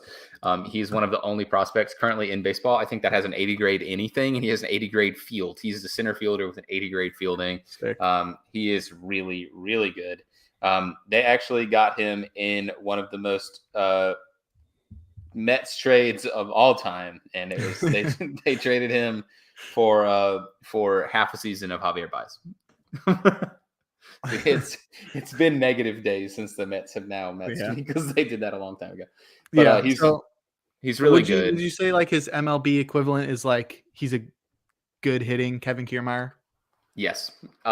He's even a left-handed hitter also. He's a really good fielder. He's pretty fast, but he's not like really, really fast. 19 steals, 50 games. 19 steals. It's pretty good, but he's like the big knock against him was like the hit tool, but he's like a 55 grade hitter, and he's sort of developed in the last few seasons gap power. Like he's hitting a lot of doubles, and then like the occasional home run, This is especially the like next pull Kevin side. Kiermaier, but he can stay healthy. Maybe that's the big difference. That'd be cool if he could hit. If he can play excellent center field and then just be healthy and play baseball, he'll Mhm. literally stick around for a long, long time in the majors. Yeah. Like in the majors. And then next on the list, we have Yanquiel Fernandez from our boys, the Colorado Rockies. Yes, our boys. I'm wearing the shirt. Rocky shirt. I need to get some Rockies merch. Let's go. Yeah, Yankiel, the number 3 Rockies prospect. He's just 20 years old. He finally made it to Double A, I think just like a week or two ago. He played most of his season at High A. Last week. Wow. Yeah. He played most of his season at High A, though, and he was killing it. 17 home runs, sub 18% strikeout rate. He was batting 319. I mean, this guy's got all of the hit tool and not a lot of everything else. He's got a big arm. This seems like a future, like, I don't know, Carlos Gonzalez-esque guy. Yeah, I think he's like he doesn't walk very much. He strikes out a lot, but he's got crazy power, and crazy power will play for sure in Coors. And the Rockies, I know they've been really, really bad forever, really, but I think there's a lot to be excited about with their prospect crop, just because, I mean, we've seen Tovar, and he's been sort of fine, but having this guy and then also having his teammate in Double A right now, Zach Veen, both of those guys potentially occupying like corner outfield spots in the future and just hitting nuke after nuke sounds and pretty their number 1 entertaining pick from last year, Benny Montgomery, and number 1 prospect at AL Amador. I forgot about him. Like that, they have a really nice little crop of guys coming up. It's just a shame that you have to watch the current iteration of the team. They're very bad. Nice park. Yeah, super sick park. Next team to talk about, unfortunately, is the St. Louis Cardinals, and they have Victor Scott the second. I always think it's funny when they go by the second and not junior, but Victor Scott the second. You know what? I learned why. I also thought it was stupid, and then I learned that maybe it's like juniors, they have the same first and last name, while the seconds, they have the same middle name as well. So it's like they have the same complete name, and that's why they're the second and not just junior. That's cool. Yeah, so it's like, yeah, so we learn something every day. Yeah, Victor Scott, not a highly ranked Cardinals prospect, just number 25, but he's a 22-year-old left-handed hitting outfielder that is at High A right now. And boy, is this guy the fastest guy in the minors right now. He stole 50 bases so far in 66 games. He's stolen 50 bases prior to the All-Star game. He's going to this is the next Esteury Ruiz. That's 50 bases. That's insane to already have 50 bases in 66 games. If he continues the rate that he's currently on, he'll be a lot better than Esteury Ruiz because he's actually walking and he's not striking out. So he's only striking out about 17% of the time, and he's walking almost 10% of the time. And he has an 80 grade run. Obviously, he's got the 50 steals. That's pretty crazy. He's just in High A, which is a little bit like not great. I think they just promoted him to Double A. He's 22, but we could see him probably in the next couple of years. Yeah. And the last guy to talk about is the Nationals' number 1 prospect, James Wood. He is also the number 5 prospect in all of baseball. He's the big, I guess he's the big centerpiece from the Juan Soto trade, and hopefully he can be almost as good as that guy. Yeah, and big is sort of underrated. This guy's 6'6", 240, and he's only 20 years old. Yeah, I think he's one of the guys I'm most excited to see. I think he's got all of the tools. He strikes out a lot, but I think he's still pretty young. He's got a big frame to work around, but big power. He's super athletic. He's really fast. Prospects TLDR on Fangraph says he's like young Adam Dunn. So, I mean, if he's got like that level of power and then is also not just a DH guy, then it's going to be a lot of fun to see what James Wood can do. He's one of the guys I'm most excited to see debut in the top 10 currently. It's like him and Jordan Lawler are some of my favorite top 10 prospects right now. Definitely. I'm pretty stoked, obviously, for Pete Crow Armstrong, but I'm also really, really hyped for James Wood and for like Andrew Painter. I think those are the ones that I would really like to see, just because there's been so much hype around Andrew Painter already. And for whatever reason, I get a bunch of Philly stuff on like my Twitter feed, and I love hearing like, oh no, they wouldn't trade Andrew Painter for like Shohei Ohtani or something like that. I'm like, you're high, but whatever. So yeah, I think this game's going to be really fun to get to see all these guys play baseball. I always really like the futures game because first off, it's usually like pretty high scoring. I think last year was like sort of an outlier. I don't think it's super high scoring, but it's fun to see like the atmosphere and to see the next generation of baseball players really come up, because a few of these guys are right on the doorstep of making the majors, and a few of them are a few years away. So we have to wait. And I always really enjoy watching this. Yeah. And I mean, to go along with that, we got a updated MLB pipeline top 100 prospects. We just talked about a lot of top 100 prospects, so we won't talk about all of them. I mean, this is one of our first hour and a half plus podcasts in a while, but yep, we'll keep it going with the top 100 MLB pipeline prospects. And I linked you an article of the top 100 prospects, so we don't have to just go down the list and like pick guys out, but they sort of have some interesting little segments of guys to talk about, like biggest risers, guys that fell off the list, and people that have been added on. So we can start with the risers, and we talked about all of them except for 3. So I guess we only talked about 2 of them. But yeah, Junior Caminero rising from 54 to 17, and Colt Keith rising from 80 to 43.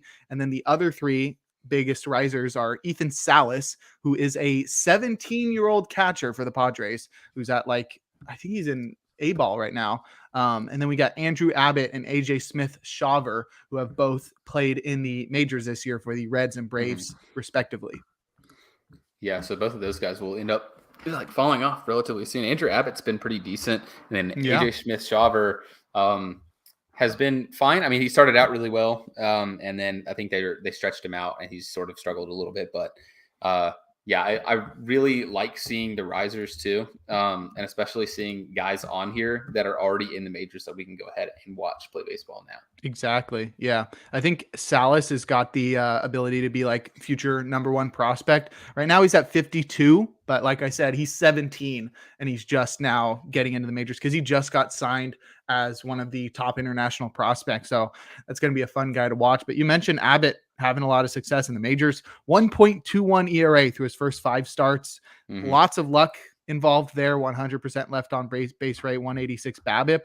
But I think he's pretty legit because he was pitching pretty freaking well in the minors as well. And Smith-Shawver just got sent back down to the minors, but that was a guy who was not only one of the biggest risers in terms of pipeline ranking, but he started this year at high A and made it through AA, AAA, and to the majors, where he had a 4.3 ERA with worse peripherals. But I think that's a guy who at 20 years old making the majors, he's got a pretty bright future as long as he continues to develop.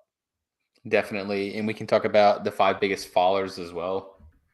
So from this list, we have Robert Hassel III, who's another piece in the Juan Soto trade.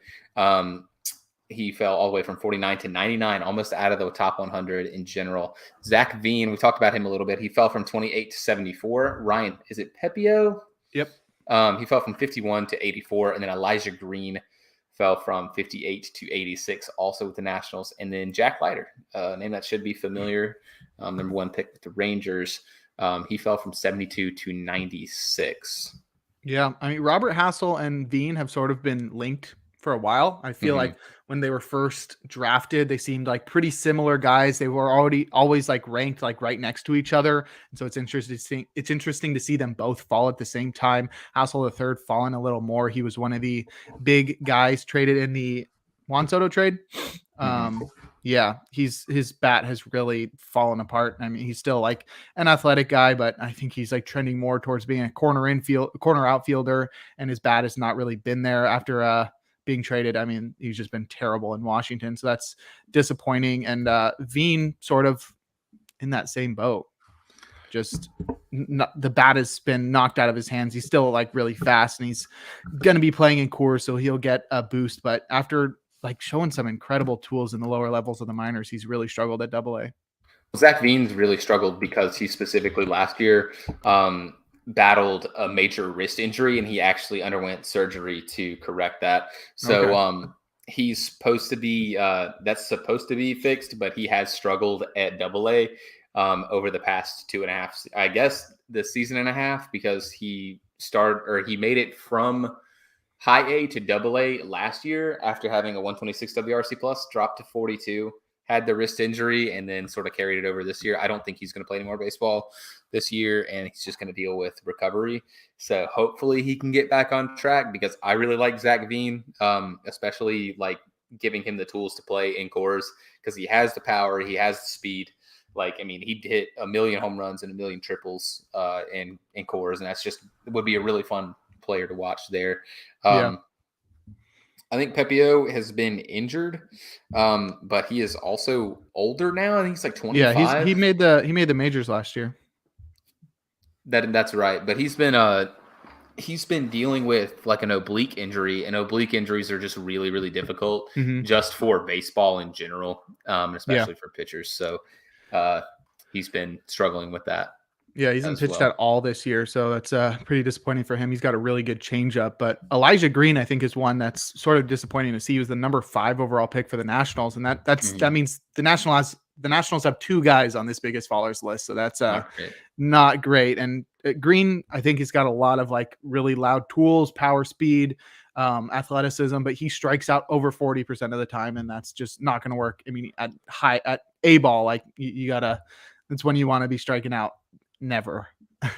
Yeah, it's difficult to rise through the minors, and it's difficult when you have a strikeout rate that's that untenable. We see guys that like the major leagues really struggle with it, but they typically have a limited shelf life. So yeah, we'll see when it comes to him. And then Jack Leiter, it's tough to pinpoint what's wrong with Jack Leiter. He just hasn't been the pitcher that he was at Vanderbilt. Yeah. They started him out at AA last year, so it was like they hyped him up a lot, and he just not lived up to it. He's 23 now too, and he's currently rocking numbers that look pretty similar to what he had last year. I mean, he's like, he strikes out guys, but he also walks a lot of guys. He's currently rocking a 4 ERA, but his FIP is actually worse than last year. So he had a 5.02 FIP last year and about 92 and 2/3 innings. He has thrown 60 innings now. He's got a 5.23 FIP. He's just not been good. I don't know. It doesn't feel like a wasted pick, but you know, he's got to figure something out now, because he's 23, AA. You're not getting any younger at that point if you're not really rising pretty quick. You're on mute again.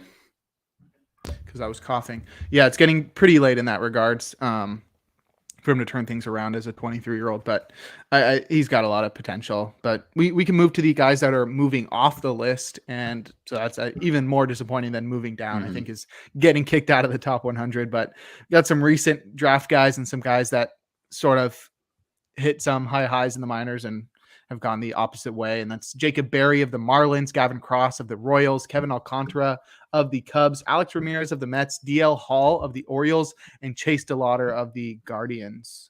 Anyone in specific that stands out to you? Yeah, the 2 specifically that stand out for me, obviously one as a Cubs fan, since it's from my team, is Kevin Alcantara, and that's just because he was like really, really highly regarded, and he just hasn't really lived up this season offensively. Like he seemed to be kind of like a 5-tool guy. I mean, like, he's pretty fast, runs decently well, hits for a little bit of power. Like, he's like a corner outfielder, but he just hasn't quite hit at high A. He's just been a lot worse this season at high A. And it's tough to pinpoint exactly why. And then DL Hall was like supposed to be one of the higher regarded pitching prospects with the Orioles. And he just fell out of the top 100, and that seems not great. Yeah, because he was originally going to be like a big starter in top 10. Yeah, he's looking like more of a reliever going forward. Just not a lot of control. He's in their complex league. He's in their complex league trying to develop now. So playing alongside Alek Manoah. Yeah, we'll talk about that in a minute. His big issue has been the walks. He walks everybody. Yeah.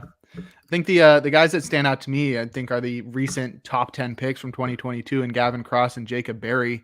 Both of those Hmm. guys drafted in the top 10. Cross was drafted number 9 by the Royals, and he's strikes out a lot. I think, has shown better skills than Berry. He's got 10 homers and 13 steals at high A. He's just striking out too much, and so that's held him back in terms of making a lot of contact. But when you're a top 10 pick like that, you gotta sort of live up. You got a lot to live up to. And Jacob Berry, same level, same age. He was the number 6 overall pick though, and he has not shown those same skills. While he's not striking out a lot, he's got just 3 homers and 3 steals. He's not showing a lot of bat to ball skills. And this is a guy that was sort of bat only. Like he's going to be a third baseman moving forward, and he's not a good fielder. So that's it's pretty disappointing for Marlins fans, especially for a team that could really use an offensive boost in the next couple of years. Same thing for the Royals, who a lot of their prospects already at the big league level like aren't really panning out, or their team's just not really coming together like they should be. Like Vinny Pasquantino's been good, but he didn't hit for a crazy amount of power, and then he got hurt, so now he's out for the rest of the year. Bobby Witt Jr.'s been decent, but not anything super special like everyone expected him to be. He was sort of supposed to be almost like an Ellie De La Cruz savior type for the Royals, and he's just been solid. Like Michael Garcia has been good, but other than that, I mean, like the rest of their guys just aren't really working.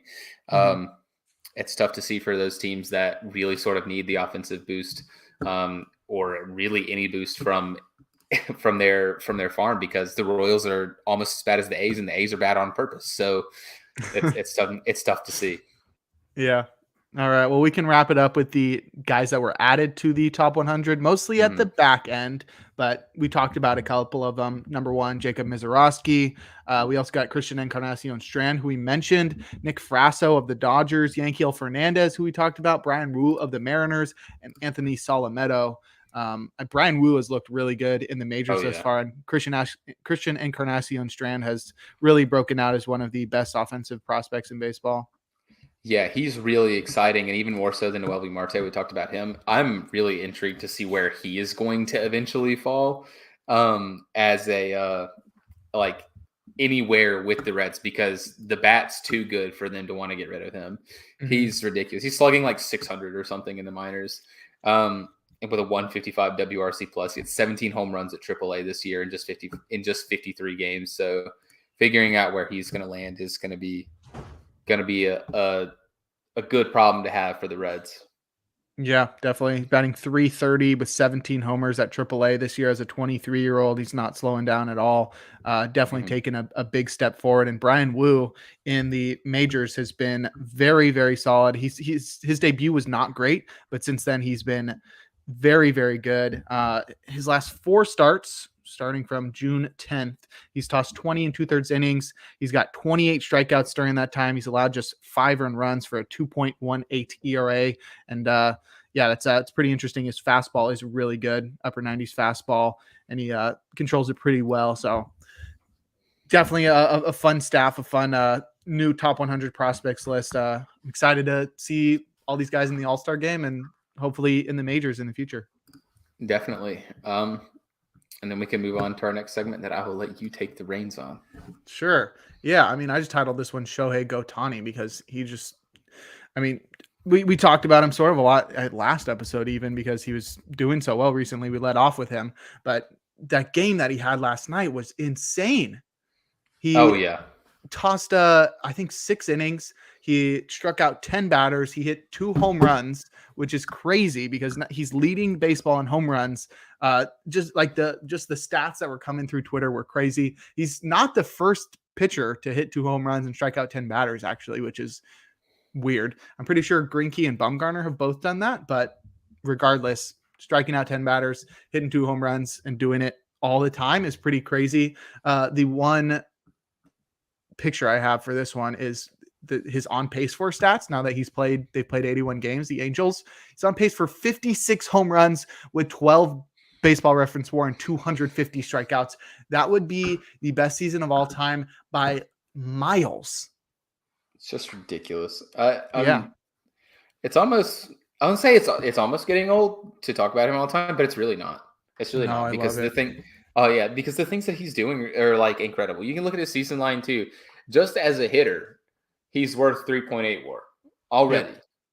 Already, he was worth 3.8 WAR as a hitter all of last year, and he was good last year. He had 34 home runs.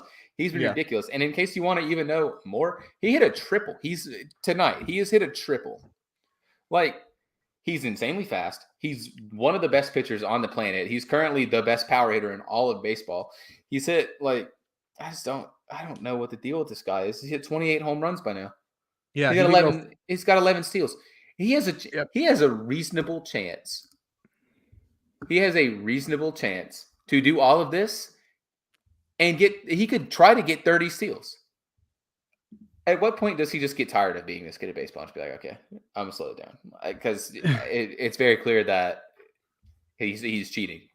He's cheating. He's currently he's cheating somehow. I He's don't know currently how. leading baseball in WRC plus amongst qualified hitters at 180. He's 80% better than the league average.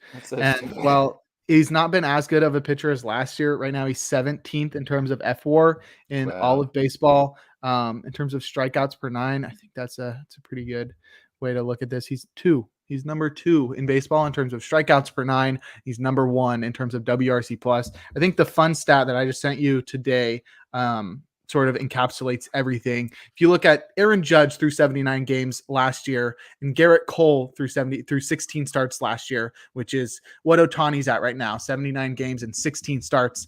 They have such comparable numbers. Ohtani is basically the two of the most highly paid players in baseball on the same team, both superstars. Aaron Judge and Garrett Cole is what Shohei Ohtani is in one player. Just bonkers. I think the are the Angels in line to make at least a wild card game right now? I don't know. Pulling it up. The Angels are, they're tied for the second spot right now with 2 other teams, the Yankees and the Blue Jays. So they definitely have an opportunity to make the playoffs this year. And I mean, they're not that far out of the division either. I think they're just a few games back of the Rangers right now. Rangers are waning 5.5 a little bit too because their pitching hasn't been as good. Would love to see them win the division and avoid that wild card game so we could see more of them. I guess it's a wild card series now, isn't it? Yeah, but it's still like what? It's like a best of 3, right? Yeah, can you imagine Shohei going in there and just shoving and then like hitting 3 bombs? 3 bombs, 8 RBI. He's actually got the highest slugging percentage with runners on scoring. He is just so insanely good, and every time he does something, it's like it blows. I don't know how he keeps blowing my mind, but he is like very clearly to me the best athlete in the history of like the world. Yeah, especially in the history of baseball. I mean, yeah, and that's not even. There's no question about that, and I think he's already a no doubt Hall of Famer. Hey Jake, you want a cool stat? Yes. So the best slugging percentages with runners in scoring position in regular season games since the 61 expansion, with 600 plus chances. Shohei Ohtani has the highest slugging percentage at all, ever. And that's ahead of guys like Hank Aaron. That's ahead of Barry Bonds. That's ahead of Manny Ramirez. It's ahead of Mark McGwire. And it's ahead of his teammate Mike Trout. And this is this guy that pitches and he strikes out a cajillion guys and he hits triples because he's extremely fast. Ridiculous. It's very frustrating that Shohei Ohtani's this good at a sport in general. Because like I think even if like he retired genuinely now, you put him in the Hall of Fame. And I don't think that at this point he's also extremely handsome. The X handsome is 100 grade. But like he's the trailblazer of the game. He's obviously extremely good at it. But yeah, he's one of the most special athletes that's literally ever existed at all.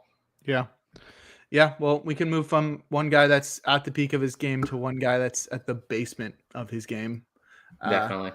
Alek Manoah got absolutely destroyed in rookie ball as he was taking on the Florida Complex League Yankees. He tossed 2 2/3, allowing 11 earned runs on 10 hits, 2 dingers, 2 walks, while striking out just 3. I don't know what's wrong. I mean, this is something else to go from like a Cy Young top 3 finisher last year to a guy that can't get like the worst players in baseball out. I don't know I don't know what's wrong with him. I don't. I don't understand why this is happening to him. It's not just weight, and I know that that was like the big thing. It's like, oh, like Alek Manoah has gained a lot of weight recently. Like it's hard for him with the new pitch clock and stuff. I'm like, yeah, okay, that could make him worse and that can make him get tired, but that can't make him like a guy that should not even be playing baseball. Those numbers at rookie level ball are numbers that are indicative of somebody that's like me pitching rookie ball. I wouldn't have any strikeouts, but those are the type of numbers I would give up while getting 2 outs because I got lucky on a ball in play. But and those are levels that are not matched by anybody else. I mean, that's to go from like one of the best pitchers in baseball to a guy that should probably hang up the spikes at this age. It's more than weight. It's a mental thing. It's a mechanics thing. I don't know. It's really flabbergasting, I guess is like the word that I can think of. I don't. It's weird to call this like a Keel like sort of yips case because his Mhm. control's still decent. I mean, he only got 2 walks. He's like, is he throwing just garbage in the zone? I don't know what the deal with this is. And he's playing in the complex league, so he's playing against literal teenagers. Like Yeah. he's playing. Some of these kids will be 17, 16, Mhm. 18, 19. Like you're not playing against like this. I saw a tweet and it said you can't even make like a get ready to speak Chinese or whatever because this guy's so bad he wouldn't even play professional baseball anywhere next year at No. this Yeah, rate. that's what I'm saying. This is something like there's something weird going on.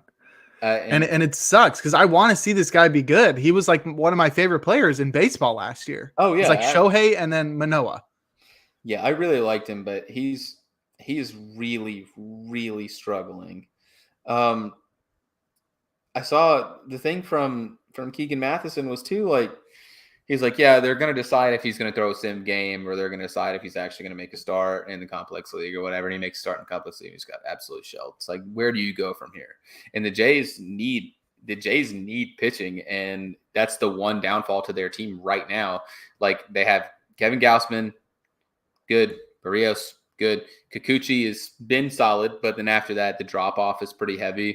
Mhm. And they were supposed to be able to rely on Alek Manoah, and Alek Manoah is just he's over here giving up 11 earned runs uh, to high school kids, and like they're already dealing with the comeback like with Hyunjin Ryu. What are they Mhm. supposed to do? Because like it's very clear that I don't think he's going to pitch in the majors again this year. Not at this I rate. wouldn't say that. I feel Well, I like mean, not he's at this rate. No chance. yeah. No, definitely not if he's doing this. But I think there's a He's lot of ass. work to do. And I'm sure the Blue Jays don't even know what's wrong. But the fact that he was so successful across his first 2 years in the majors and he was a super big prospect in the minors too gives me so much confidence that he's just a couple tweaks away and maybe just a little bit of weight loss away from being the Alek Manoah that was super fun to watch last year. Yeah, I hate it for him. I would really like for him to return to form. Yeah. But right now it seems like a struggle. I don't know what the Blue Jays plans are with him. Yeah. Obviously, I mean they're probably just going to try to ride it out if this continues. I don't really know what you do with Manoah. Yeah. And it sucks to see, but Yep. what doesn't suck to see is all the memes that we've gathered ever since we Yeah. watched. I'll wrap it up with this meme, which I saw from Foolish Baseball's new video. I had to go dig through the archives to find this one, but I thought this one's pretty funny. Oh Just yeah, the I love this one. pretty good, yeah. Just so true in so many different ways, and the fact that they sort of come out to the same war, I think, is pretty funny. This is like sort of peak, just like baseball nerd memes. Like you show this to somebody that's like a casual fan, it's not like familiar with the numbers and stuff, like they know Mike Trout and they watch baseball games a few times a year, but they're not like, I know all the stats. It's like you show them this and they're just like, what is K per nine? What is Was ERA plus? nobody Yeah. knows. Yeah. So I mean, this sort of takes that like higher level mind of I'm a baseball nerd to understand it, and I think that adds that little just the sprinkle of like uh, nuance you need to make the meme pretty elite. Definitely. I literally watched the video. If you haven't watched it from Foolish Baseball, the video is so fun. Mhm. I literally watched it and I got like a minute in, and I asked our little group chat, and I'm like, "Oh, who's y'all's favorite inning eater of all time?" And I said, "I hope Mike Leak's in this video." And literally the first one they show is Mike Leak. Yeah, I love that's funny. I love Mike Leak. Yeah. Oh, they Who's talked your about, I don't know who my favorite is, but they did talk about in that, he did talk about in that video, Jordan Lyles a lot. And I had a stat of Jordan Lyles a while ago that we never talked about. And it was, he, the Royals had lost each of Jordan Lyles' first 15 starts of the season, which is the longest losing streak when a pitcher starts to begin a season in ALNL history. That's so awesome. That's more of an 15. That's more of an indictment on I how know bad it's the Royals both. are than how bad Yeah. Jordan Lyles is. Yes. Yeah. It was pretty wild how terrible they were. I hate that. I hate that for him. Also, underrated innings eater that I really like is Marco Gonzalez. Marco Gonzalez is currently my favorite innings eater in all of baseball. Good call. Marco Gonzalez is the GOAT. All right. And on that note, just like every single podcast, in case you don't watch these, at the end of every single podcast, we like to divulge into a baseball history lesson presented by my co-host, Jake Crumpler, in a segment we like to call Bring in the Closer. So we'll go to the bullpen and we will let Jake wax lyrical about one of the game's closers of all time. He is one of the closers of all time, and that is Keith Foulke. Foulke had an 11-year career from 1997 to 2008, during which he pitched for the Giants, the White Sox, the A's, and the Red Sox. He was drafted by the Tigers in the 14th round of the 93 draft, but didn't sign, and then was drafted the following year in 94 by the Giants in the 9th round, and he did sign. He debuted for the Giants in May of 1997 versus the Colorado Rockies, during which he tossed 4 innings of 3 earned run ball. He allowed 2 hits and a walk while striking out 3. Foulke threw an upper 80s fastball, which is not great, but it came with one of the best circle changeups in the game. And he showed that off in his debut, but his time in San Francisco was short as he was traded to the White Sox at the deadline of his first MLB season and became one of the best relievers in baseball by his second full year in Chicago in 1999. He tossed a career-high 105 and a third innings pitched with a career-high 123 strikeouts with a 2.22 ERA, a career-best 0.88 WHIP, to go along with 9 saves. He finished 10th in American League Cy Young Award voting that year, and he wasn't even a closer. The following year, though, he transitioned to being the full-time closer for the White Sox that year. He pitched to a 2.97 ERA with 34 saves. And he had another great season as the closer for the White Sox in 2001 with a 2.33 ERA, 42 saves, and an American League leading 69 games finished. And that was before he transitioned back into a setup role in 2002, during which he tossed to a 2.90 ERA with 11 saves.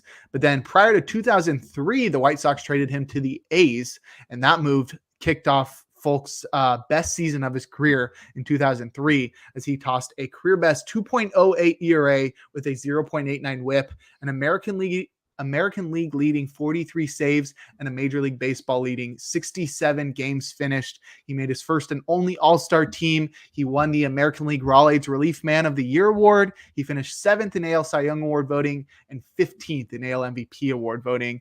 But then as a free agent, he made the smart decision to sign with the Red Sox prior to the 2004 campaign, and his success carried over from Oakland to Boston as he earned his first and only World Series ring. And that year he pitched to a 2.17 ERA with 32 saves, but then he battled knee injuries in 2005 and his results fell dramatically as he lost the closer role and pitched to a 5.91 ERA with 15 saves. And that led to a very fun quote from him on June 28th of that year, 2005, after struggling with injuries and a 6.03 ERA to that point. Foulke lashed out at Red Sox fans who were booing him. And he said, quote, "They're not going to make it any harder than it is for me to go home and look in the mirror." He said that about the booing that rained down from the stands on a sticky night in Fenway. He said, like I told you guys plenty of times, I'm more embarrassed to walk into this locker room and look at the faces of my teammates than I am to walk out and see Johnny from Burger King booing me. I'm worried about these guys, not everybody else. That was pretty funny. That segment in his Wikipedia page was literally titled Johnny from Burger King, and I was very Shout out to intrigued. Johnny from Burger King. Boy. But after a couple of knee surgeries, the hype came back in 2006, but he was unable to recover that year. And he actually temporarily retired in 2007. He had signed with the Indians, but he didn't play for them. And he did eventually return, though, for one final season in Oakland before retiring for good. And that wrapped up a career during which he racked up 20.7 Baseball Reference WAR across 786 and 2/3 innings with 718 strikeouts, a 3.33 ERA, a 1.08 WHIP, and 191 saves, which is good for 56 all-time on the career saves leaderboard. Absolutely. I could not find any cool fact. I typically try to find the cool fact or a little quote from Keith Folk. I think the Johnny from Burger King quote is probably the best one by him at all. If you want a Johnny from Burger King reference, you can actually find him on Cameo and see if you can get him to say something about Johnny from Burger King. Please send that to us. Yeah, that'd be cool. I'll have to do that. But yeah, that's all we have for this episode of Free Baseball. If you stuck around for the whole 2 hours, you are a trooper, and we appreciate you. But that's all we have for today. If you want to follow us on Twitter, you can follow me on Twitter at DVSBird. My name is Davis Bird. And you can follow Jake Crumpler on his Twitter.com account at Jake Crumpler. And you can read all of his stuff on the multitude of websites that he writes for, such as pitcherlist.com and the athleteshub.org. I do the First Pitch podcasts. Oh, also baseballhq.com. I do the First Pitch podcast for Pitcher List, which is a daily podcast. I do the weekend editions. I also do a bullpen-centric podcast for them called In the Pen, and I do playing time updates for the Giants, A's, Diamondbacks, and Angels for Baseball HQ. Yeah, definitely go read all of the stuff specifically on Pitcher List if you like fantasy baseball, because that stuff is just really good. It'll help you win your fantasy baseball leagues. It will. This is my first year playing, and I'm in Jake's league, and I'm not doing completely terrible because I read all those articles every single day. So yeah, I mean that's it. If you want to go to the website that sponsors our show, it is theathleteshub.org. There you can find all sorts of great articles by not just me and Jake, since we haven't posted in a while. Devin is going to fire us, but we haven't. Hopefully not. But we post over there. We have our stuff. You can read stuff by us. You can also read stuff by our coworkers, our colleagues. That's the word I was looking for. Our colleagues. And it's not just about baseball. You can read stuff about fantasy football. You can read stuff about draft stuff for football, baseball, basketball, anything. If you want to listen to another podcast, there are a bunch of episodes also of the basketball podcast, which is called Deep Takes from Three, which has Devin, our boss, and Isaiah, which is our sometimes co-host, and Gary, who makes our graphics and is a cool guy. So if you want to go check that out, it's great. It's a great site. They're all pretty quick reads. It's by fans too, so they're pretty digestible. Just good stuff to read. It doesn't take you that long. It helps us out. We'd really appreciate it. On that note, I think we're done. Do you have anything else you want to add? Smell ya. In the podcast.